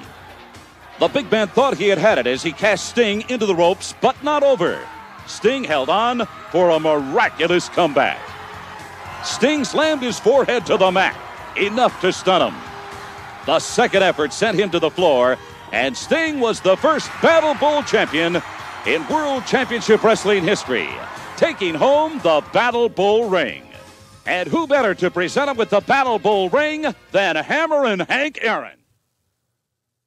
Dude, we should bronze Mean Gene's vocal cords and penis meat. I mean, that was fantastic. There was nobody better. Dude. There was nobody better. Notice how we didn't say Lex Luger's name in that package? You did not, because he's on the other channel. Champions, right. The Nasty Boys. That exclusive interview at 1-900. You just said, the big guy. The big guy, yeah. I love they still have this up on the network. 1-900-909-9900. It's the only 900 number I remember. And I know you used to remember the one. What was it? Yours was about 1-900 Conrad's a liar. Call and let Conrad tell you the lie of the fucking day. Oh, wow. All right, it's main event time. The WCW Heavyweight Champion, Vader. Nobody greater than the man they call Vader. From Hollywood, California, weighing 258 pounds, Hollywood blonde, stunning Steve. Well, it's the one. Dude, nobody better than the man they call nobody greater than the man they call Vader. How about that? Greater and Vader. Tony, I'm at 56 minutes right now, but I think we probably ought to, since we know we're getting our main event time, we probably ought to take one more time out. I'm going to hit it at 56:10. Okay. And there you go. There it is. And we're going to take this time out to talk about our friends at The Amazing Kind. What I enjoy most about The Amazing Kind is they too are a family run business but they specialize in plant-based pain relief and wellness support for both mood and sleep. All their products are of the highest quality and they're sourced from GMP certified manufacturers. Their products are all tested for quality and purity to ensure that what you're buying is of the highest quality and exactly what it says on the labels. And by the way, the founder of this company, Amazing Kind, is from the wrestling business. He was a producer and editor over with WWE, working on commercials and marketing. And now he's taking care of you, man. Research suggests that CBD infused oils can help support relaxation, balance, and a sense of calm. And they have the potential for pain relieving and anti-inflammatory effects as well. I know Lois has been using the Amazing Kind. I know all their oils are made from all natural sun-grown hemp and then infused with nutrient-dense MCT oil. What's Lois's experience been like with the topicals, the infused oils, the soft gels? I know they got everything from CBD to CBG to CBN, but I know Lois has been rocking it. What's her experience been like, Tony? It's helped her sleep, and it also has helped her stay asleep at night. The drops under the tongue, and then she used the topicals as well. So, you know, when you're the age that we are in this house, a good night's sleep is essential. And to get a good night's sleep, you got to stay asleep all night, and the Amazing Kind has helped her do that. It's gained a lot of attention, CBN has, with its potential for sleep benefits. And so I'm glad to hear it's working for Lois. CBN's often associated with sedative properties to sort of bring about that state of relaxation and calmness that's conducive to helping you fall asleep and stay asleep. And that's really what we're looking for. Help getting asleep and help staying asleep, that prolonged sleep that's going to allow us to have a more rejuvenating sleep experience. They also hope to reduce your number of awakenings. So if you're tossing and turning during the night, or you find yourself getting interrupted and having to start over again, that sucks, man. Well, the Amazing Kind can help you with that. They also have mild pain relieving properties associated with CBN, which can be helpful if you're having trouble sleeping because of some pain. We want to recommend it, man. Try it out right now. The Amazing Kind, plant-based infused oils for mood support, everyday comfort, and sleep, all available only at theamazingkind.com. So buy now at theamazingkind.com. You get 10% off all of your orders with the promo code WRESTLE. Use that promo code WRESTLE at theamazingkind.com. And Tony, we're poised for our main event, and it's going to be a big one. We see we've already got the heels in the ring, and now here comes a babyface Ric Flair. And right behind him is Fifi the French maid, but she's not rocking a maid's outfit here. Here we go. We're at 56 minutes and 10 seconds. Let's count it in 3, 2, 1, play.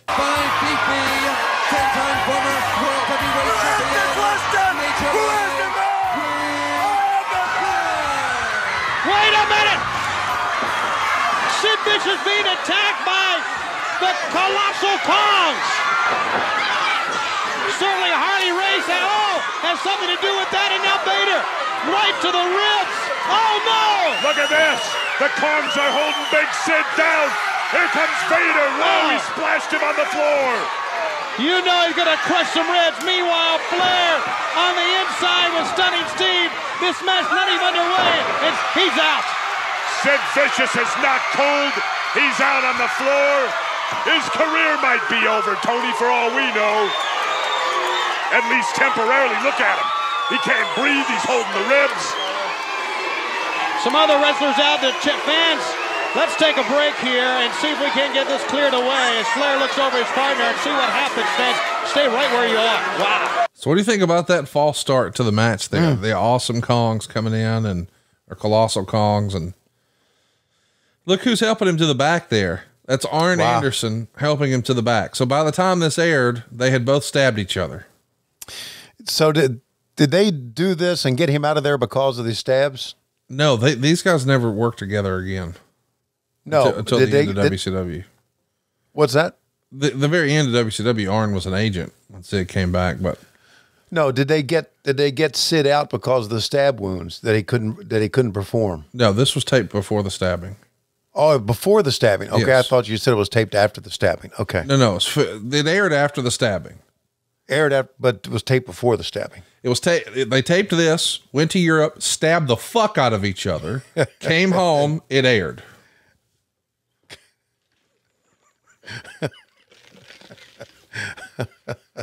They didn't just stab each other. They stabbed the fuck out of each other. And I want to tell you, you've been stabbed, you know it hurts. But if you had the fuck stabbed out of you, you know it really hurts. Well, that's what happened. What there you go. So it's going to be Arn Anderson taking his place. It's like real life. Yeah. So they built up this for the angle between Sid and Vader, right? Yes. They're trying to get to Sid and Vader at Starrcade at this point. But now by the time it airs and you guys are doing commentary, you know, because of stab, Sid's not going to be readily available.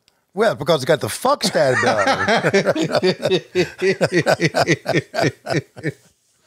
That's why. Look at this, Jesus. man. You're seeing the biggest star of the 80s, besides Hulk Hogan. Right. Take on the biggest star of the 90s. Uh-huh. Besides Hulk Hogan. Right. Isn't that amazing when you really think about that?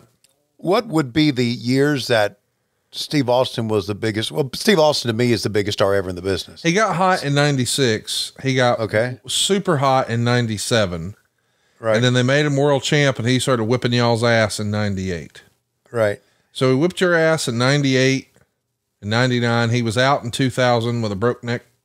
That's where the broke neck happened in 2000. Well, actually in 97 is when Owen dropped him on his head at SummerSlam. Oh God. But I mean, he had neck problems before and that didn't make it any better. Yeah.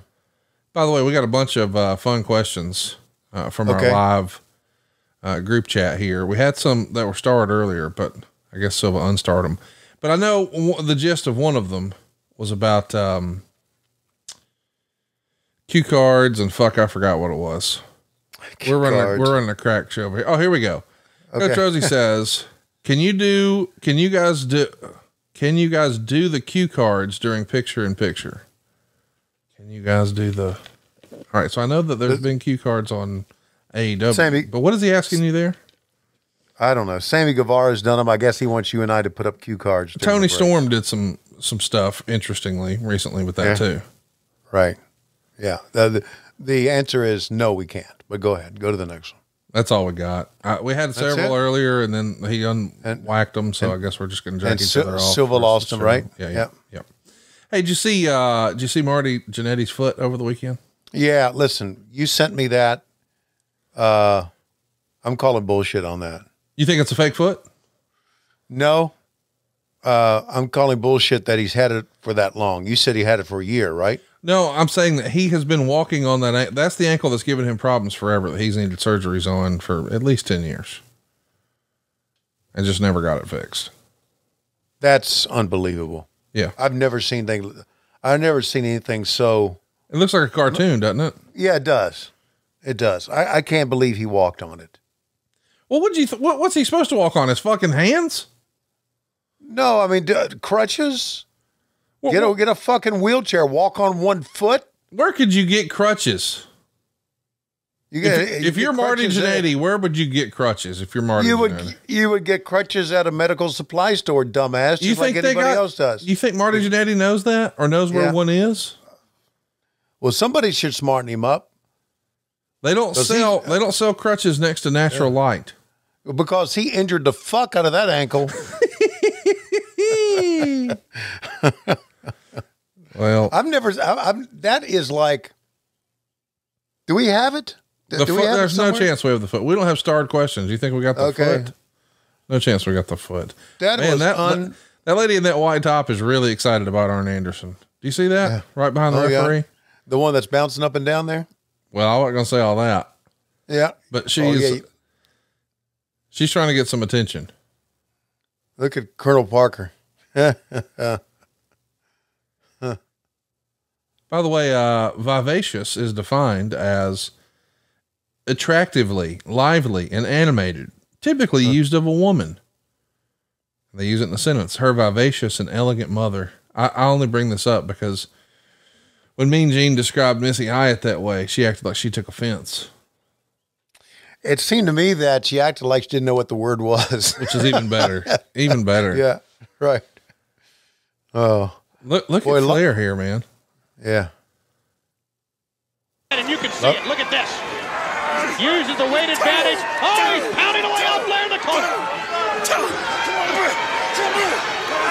Flair out of nowhere.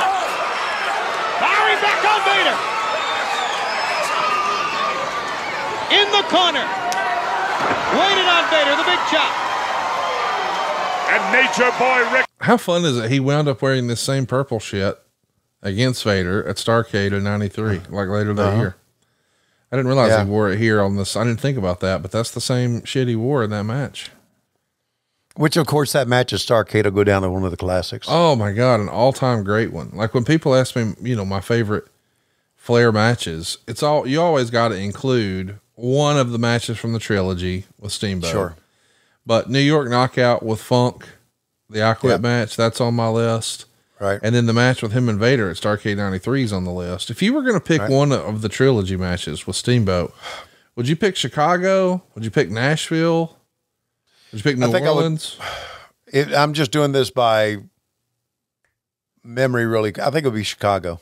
Yeah. Chicago. It wouldn't be New Orleans. New Orleans what ruined it for New Orleans was 12 people in the building to misspelling Ric Flair's name.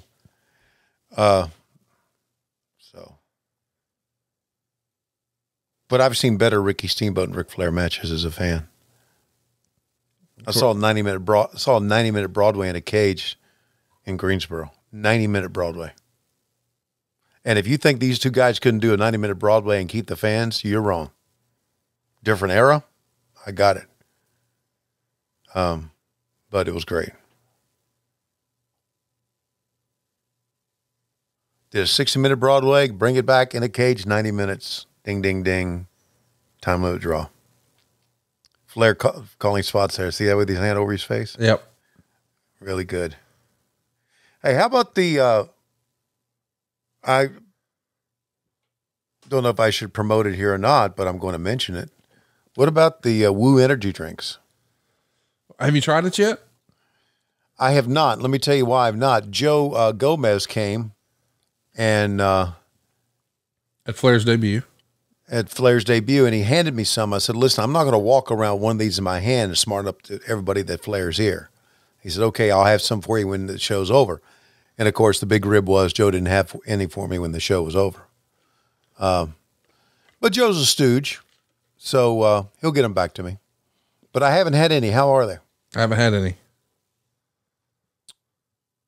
Pop doesn't give any to the family? What, you got to buy them? Yeah, they don't sell them here in Alabama. They have sugar-free version. You don't know. I don't know anything about it. Yeah, and I'm very big into energy drinks.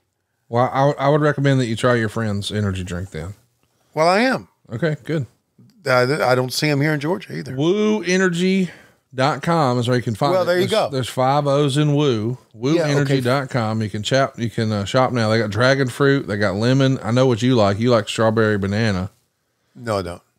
Yeah, you fucking do. You love it so much. No, I don't fucking. Okay. You drink the fuck out of it. I do not. They got free shipping on orders over $60. So feel the woo. Or do me a favor, okay, Ric Flair, send some to your family members for free so they can try it. He doesn't listen. Tight ass. He will watch it on YouTube. What are adaptogenic mushrooms? Adaptogenic mushrooms have been around for centuries. These compounds contain adaptogens that help the body fight off harmful chemicals and biological effects that create stress at the cellular level. Using these naturally potent antioxidants daily can help protect and enhance overall well-being. Are they in the Woo energy drink? Yeah. Okay. I'm not much into mushrooms, you know. Yeah, I know you experimented in college with mushroom tips, smacked them on your cheek, tried to get little mushroom tats on your cheek. Yeah. What? Yeah, I did the fuck out of that.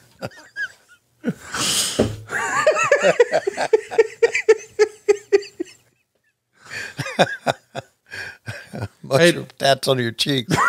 What the hell?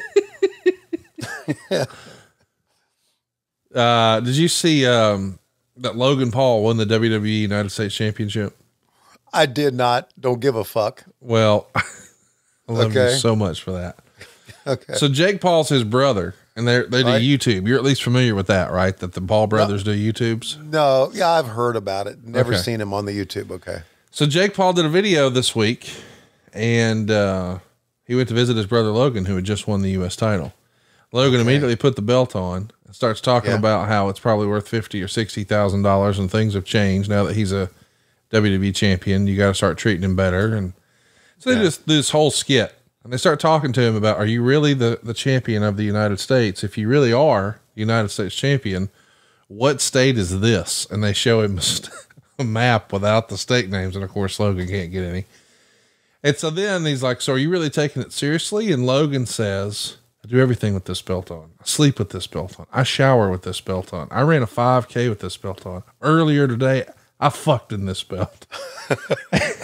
He said, I fucked in this belt. I was like, this would be Tony Schiavone's favorite wrestler if he could hear this promo. He goes, bro, I'm serious. You're going to have to take that out. WWE specifically told me not to fuck in the belt. And he said, after I won, Hunter pulled me aside, and he does his Hunter impression. Yeah. Congratulations, Logan. It's a great honor for you to be the United States champion. One request, please don't fuck in the belt. So when I talked to Bruce through the week about when we can tape, I was like, dude, did you see this video? And he goes, no, what's on it? So I told him. He started laughing. He goes, yeah, we told him not to fuck in the belt. I think that's tremendous. It is. Don't fuck in the belt. It sounds very entertaining. Still won't watch it, but. And then he reminded me that he jizzed on the big gold ones. Really? Yeah, he said you were there. Bruce jizzed on the big gold? Mm-hmm. I don't remember that. It was in Vegas. I don't remember that. Yeah. That's once again 1-900-ULI. Thank you very much, Rajiv, for that. 1-900-YOUALIE. By the way, Josh Fields watching along with us. Appreciate him showing up and hanging out. It's part of our live studio audience. He says, Tony, you should introduce Taz as the Vivacious Taz next week. You think you could get away with that? Yeah, I could. Vivacious Taz. I could. I get away with a lot with Taz. You got to pick your spots. You know? Hell yeah, you do. Because he starts laughing, and then there's a point to where he's not laughing anymore. That's right. Yeah. So you got to pick him. But I do need to say this, and I'm being sincere here. I have a blast with both teams. Nigel makes me laugh. He really does. Kevin Kelly and I think we're very well together. Are you choking over there? Oh, I'm just clearing my throat.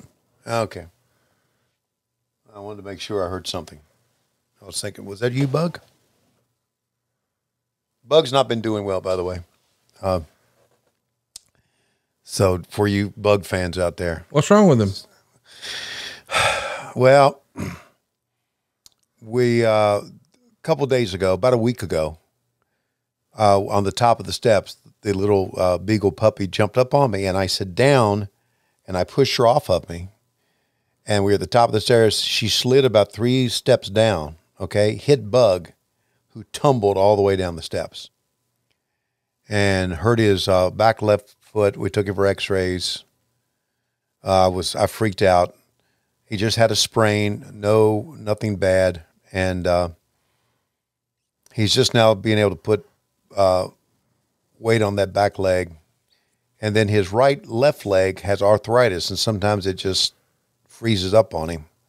So he's been in a lot of pain lately. And but that's okay. When I'm home, I carry him everywhere and around the house. So it's just part of being old. You know, his birthday and my birthday are the same day. He just turned 12 on November 7th. Why don't you give him some CBD for dogs? We do. Okay. And we also give him arthritis pain medicine that the doctor recommends, the vet recommends. And now he's got diarrhea. I got to take him to. That's awesome. Yeah. Man, is there anything better than dog diarrhea? Nothing better than dog diarrhea. Oh, it's the best. Yeah. I'm sure it's on par with diarrhea in a plane. Which we recently saw you had an incident with. No, I didn't, but I heard about it. Well, that was yours. Yeah, call 1-900-YOU-A-LIE, and you'll hear more about it. Kids, get your parents' permission, but do us a favor, call the fuck out of that number. I was going to say... Oh God! What a great match we're watching here. Of course, it started. We really are. Flair and Sid was the original plan to be taking on Austin and Vader, and now because of the Kong interaction beforehand, look at Austin doing jumping jacks right in the middle of the match. I love it, buddy. What a performer when he was healthy. When you think about what we're watching here, Steve Austin and Ric Flair, two of the biggest stars of all time, against Arn Anderson, probably one of the greatest in-ring performers of all time, against Vader, a guy teaming with Vader or taking on, you know where the fuck I'm going. Yes, I know where Vader, one of the greatest big men. Like, this is a true Hall of Fame on top of Hall of Fame on top of Hall of Fame match that we're seeing here. Yes, it is. We're going to have to eventually here take a timeout. They're taking one. We will too. All right. 14:25 is where we're going to pause it. I knew we were getting close to one. And of course, we're talking about what we're doing every day. Tony and I start our days off with one delicious scoop of AG1. Dun, dun, dun. This has been a real game changer for my wife. She actually was on this train long before the pandemic. She got me on it during the pandemic. It's a habit that we have continued. If you're looking for better gut health or a boost in energy, some immune system support, maybe you just hate taking pills or vitamins and you want a supplement that tastes great. Well, AG1 sets you up for success. With one delicious scoop of AG1 every morning in a cup of water, you're going to feel unstoppable, ready to go. Like you're doing something good for your body because you're giving it the nutrition it craves. Think of AG1 as like a foundational nutritional supplement that delivers comprehensive nutrients to support whole body health. Think of it as a micro habit that has macro results. In fact, AG1 will replace your multivitamin, your probiotic, and more in one simple drinkable habit. It's a science-driven formulation of vitamins, probiotics, and whole food source nutrients. Sincerely, you're setting yourself up for success when you start every morning with 75 high-quality ingredients. Give you everything you need to support energy, focus, strength, and clarity. Think of it as like your all-in-one nutritional insurance. And if a comprehensive solution is what you need from your supplement routine, then try AG1 and get a free 1-year supply of vitamin D and 5 free AG1 travel packs with your first purchase. Go right now to drinkag1.com/WHW. That's drinkag1.com/WHW. Check it out. Let's get back to our program here. We're at 1:14:25. We got Colonel Robert Lee Parker chewing the fuck out of a cigar. Season 2, episode 46, 1 hour, 14 minutes, and 25 seconds in 3, 2, 1, play. Colonel Parker, as we are back with you on TBS and on WCW Saturday Night. This is Tony Schiavone along with Jesse the Body Ventura. I think you take a look at Stunning Steve and Arn Anderson just about says it all. This has been a grueling matchup here, Jesse, in our main event. Do you hear the crowd clapping along with it, man? Crowd is into it, buddy. Big time. They were into the other matches too. This is a great wrestling television show. And obviously it's before Nitro. Once Nitro happened, we didn't give a fuck about this show. Not at all. Nope. Does Eric regret that? You talked to him about that? No, he doesn't regret it at all. I didn't think he would. He said he wanted to kill the fuck out of Saturday Night. Well, he fucking did it. And now we're back on Saturday nights. That's something. Saturday. I got to say, man, you want to give that slurping sound now if you want. That's a hell of an open. Saturday. I love it. That music is great. My favorite thing y'all do on that show on Saturday night, and by the way, I'm not even kidding when I say this, I found myself watching that show or enjoying that show more than I do Dynamite. I didn't think that would happen. I don't know why. I just do. Yeah. Okay. But what I really like about that show is the way it opens up with that Saturday night main event type interview. That y'all do. I just think that's tremendous. Whoever, I know that Tony is big on nostalgia and a tip of the cap and all that sort of stuff. But dude, that open gets me going. Yeah, me too. I like it. Whoever else campaigned for that behind the scenes. Yeah. Thank you. It was fun. It's not an easy thing to record. All those little promos. Yeah. Got to find different locations in the building. And sometimes buildings are not too conducive to finding those locations, but we got a real good crew that hunts for those locations. And, you know, you can't just take a camera and say, let's shoot here. You got to put lights in. And so it's not easy to do, but we got a good crew gets that done. You know, your boy, John Carlo. Yeah, he's part of that. Well, what I wanted to ask you about, have you seen his fabulous documentary over on the WWE Network that was just published in the last couple of weeks? No. It's called Superfan. It's about Vladimir. It's on Peacock here. Oh, John Carlo did that? Yes. Okay. Go out of your way to watch it. I think you'll appreciate it. How did the WWE lose so many good people? You mean John Carlo? John Carlo, Adam Hopkins, who's our PR guy now, was the PR guy with them. Yeah. There's others that names you wouldn't, but quality people. I'm behind the scenes that no longer work with them. I don't get it. I'm not going to say something out loud, but I'm going to write it to you in the chat. Okay. That's what I just wrote is in regard to John Carlo. Okay. Yeah. So, yeah. And, of course, Mike Mansouri.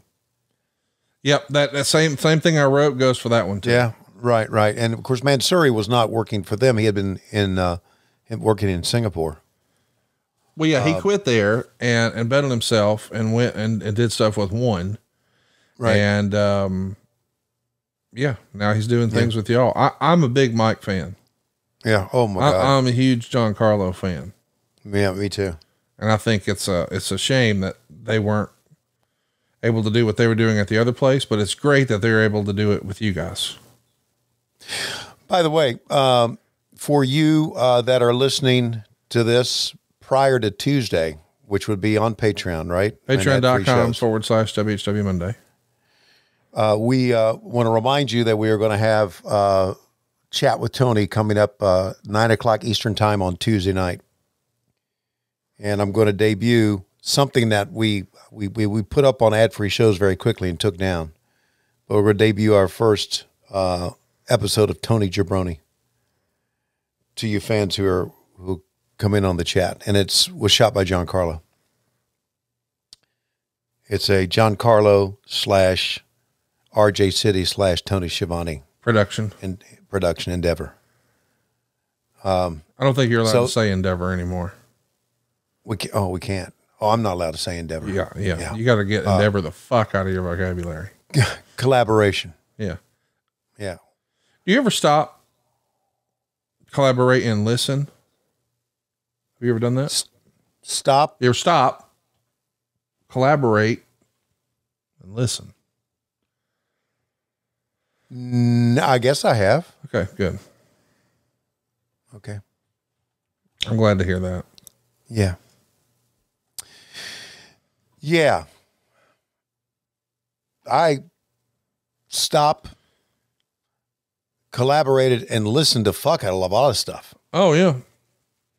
Oh. Well, I'm glad you're back, and I know you've got a brand new invention, and something's grabbed a hold of you tightly, and you know, these days with AEW, you're flowing like a harpoon daily and nightly. I'm having a good time. I got to say that. Will it ever stop? I don't know. I don't know if it'll ever stop or not, but I'm going to. Let's turn off the lights and see if you'll glow. I'm sorry, what? Well, I'm just thinking. Have you had a stroke? No, I feel like you've taken things to the extreme, and now we're over here rocking the mic like a vandal. And I know on Wednesdays and Saturdays you light up a stage and wax a chump like a candle. And do you ever dance at the shows? At the shows, no.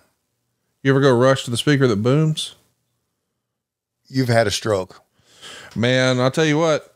I feel like you're killing my brain with your poisonous mushrooms and that Ric Flair. There you drink. go. There you go. That's right. Is anybody on the chat here a medical professional? I'll tell you what, if there was a problem, I'll solve it. Yeah. Okay. Seriously, just check out the hook while DJ Turner revolves it. See if I have Megan's number on here so I can call till I get in this room. Just, hey, you know what? Put it out to the 411 fuck sheet. One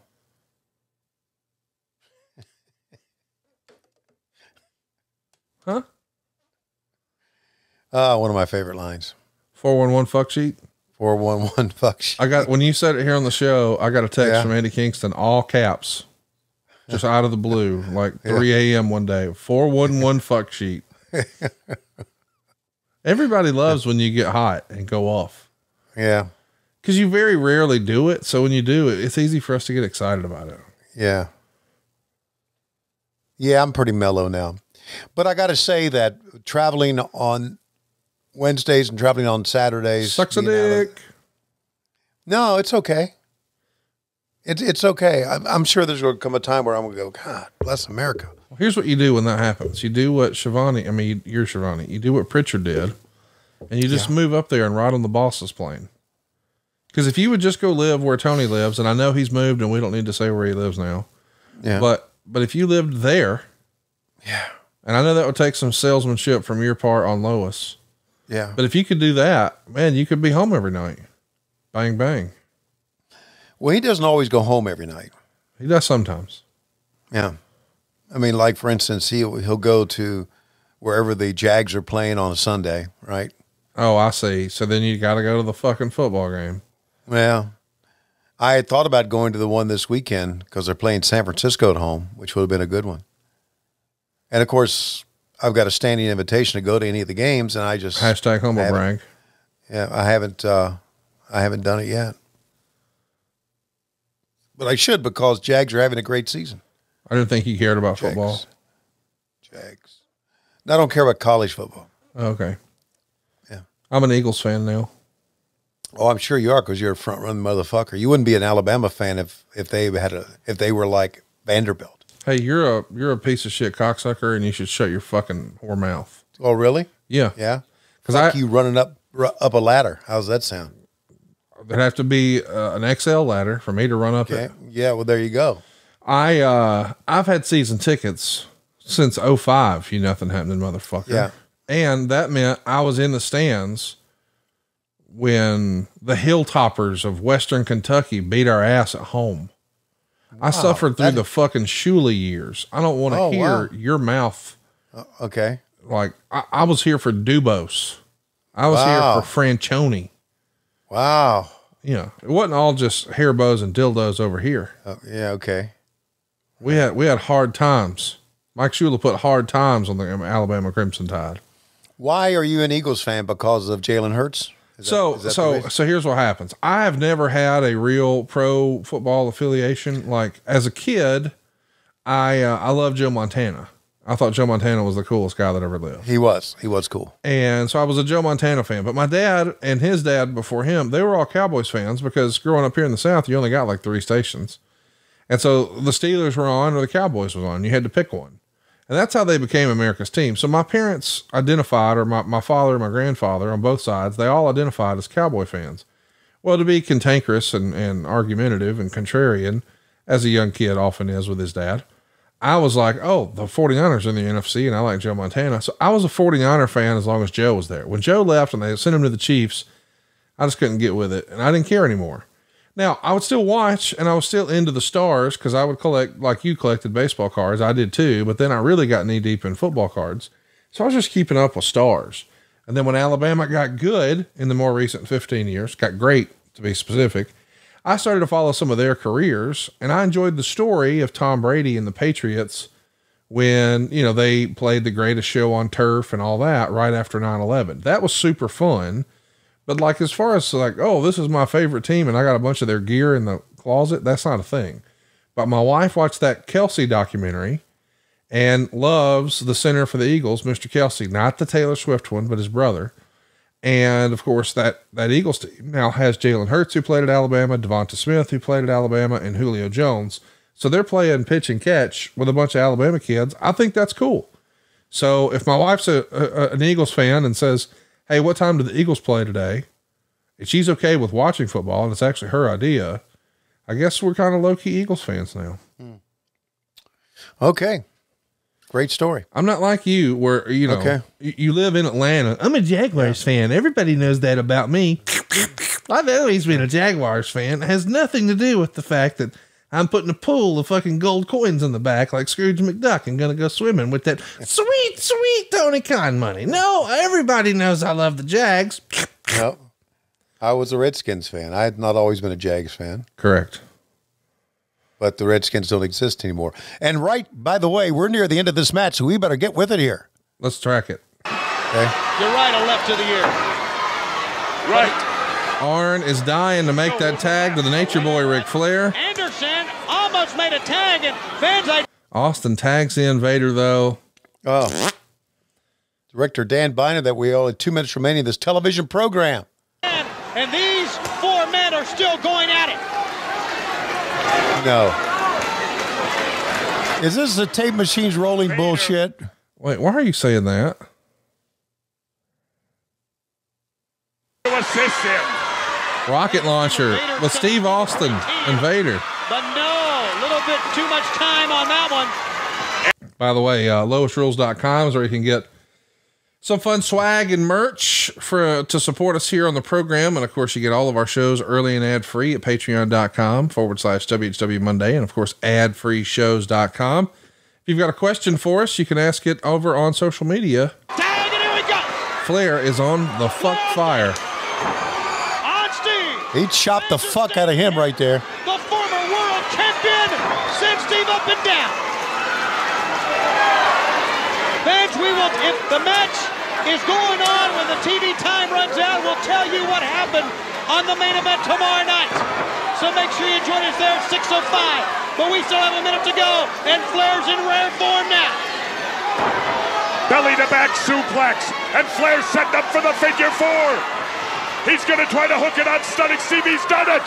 We could see a submission here with 40 seconds to go.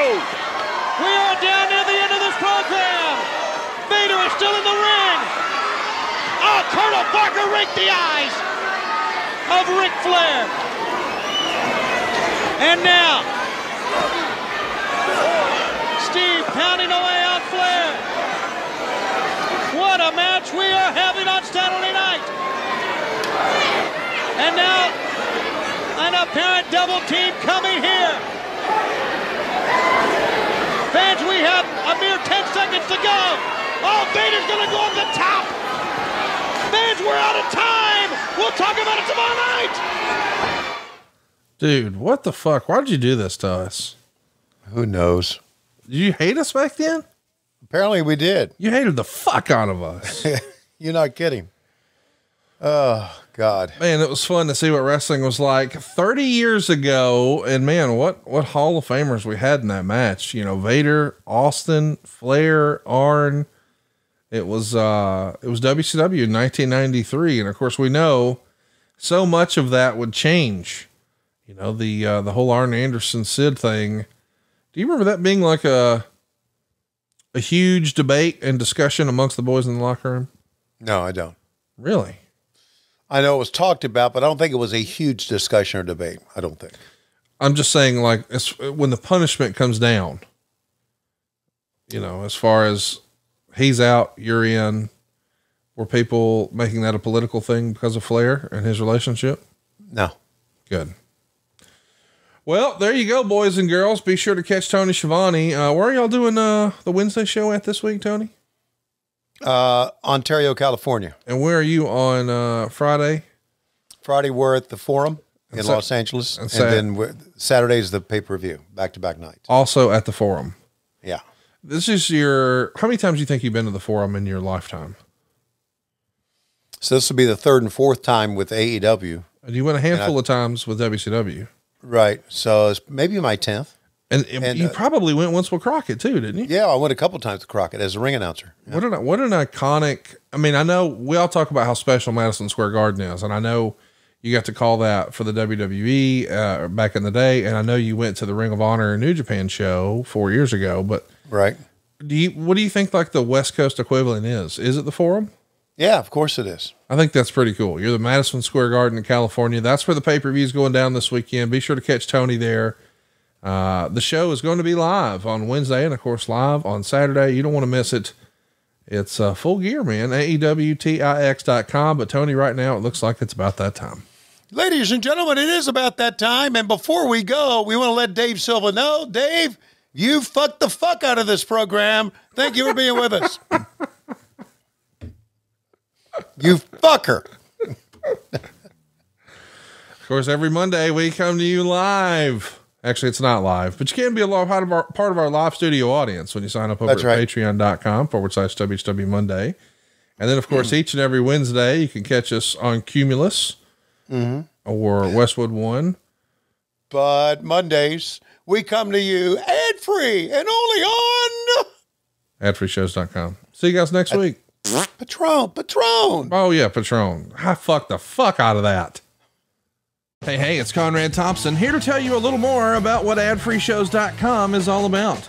Get early, ad-free access to more than a dozen of your favorite wrestling podcasts every single week, starting at just $9. That's less than 20 cents an episode each month. And yes, you can listen to them all directly through Apple Podcasts or your regular podcast apps. How easy is that? Ad-Free Shows also has thousands of hours worth of bonus content and docuseries like Title Chase, Eric Fires Back, Conversations with Conrad, and The Insiders. Plus new series like The Book with David Crockett, Monday Mailbags with Mike Chioda and Nick Patrick, and a whole lot more. And you want to talk about early? You can't get any earlier than listening to the shows live. You can be a part of the live studio audience as we record the podcast. Plus, ride shotgun alongside your favorite childhood heroes for live watch-alongs, Q&As, and other interactive experiences every single month. Come on now, see for yourself what thousands of other wrestling fans from around the world have discovered, that adfreeshows.com is the best value in wrestling. Check it out today, and hey, when you do, the first week is completely free. adfreeshows.com.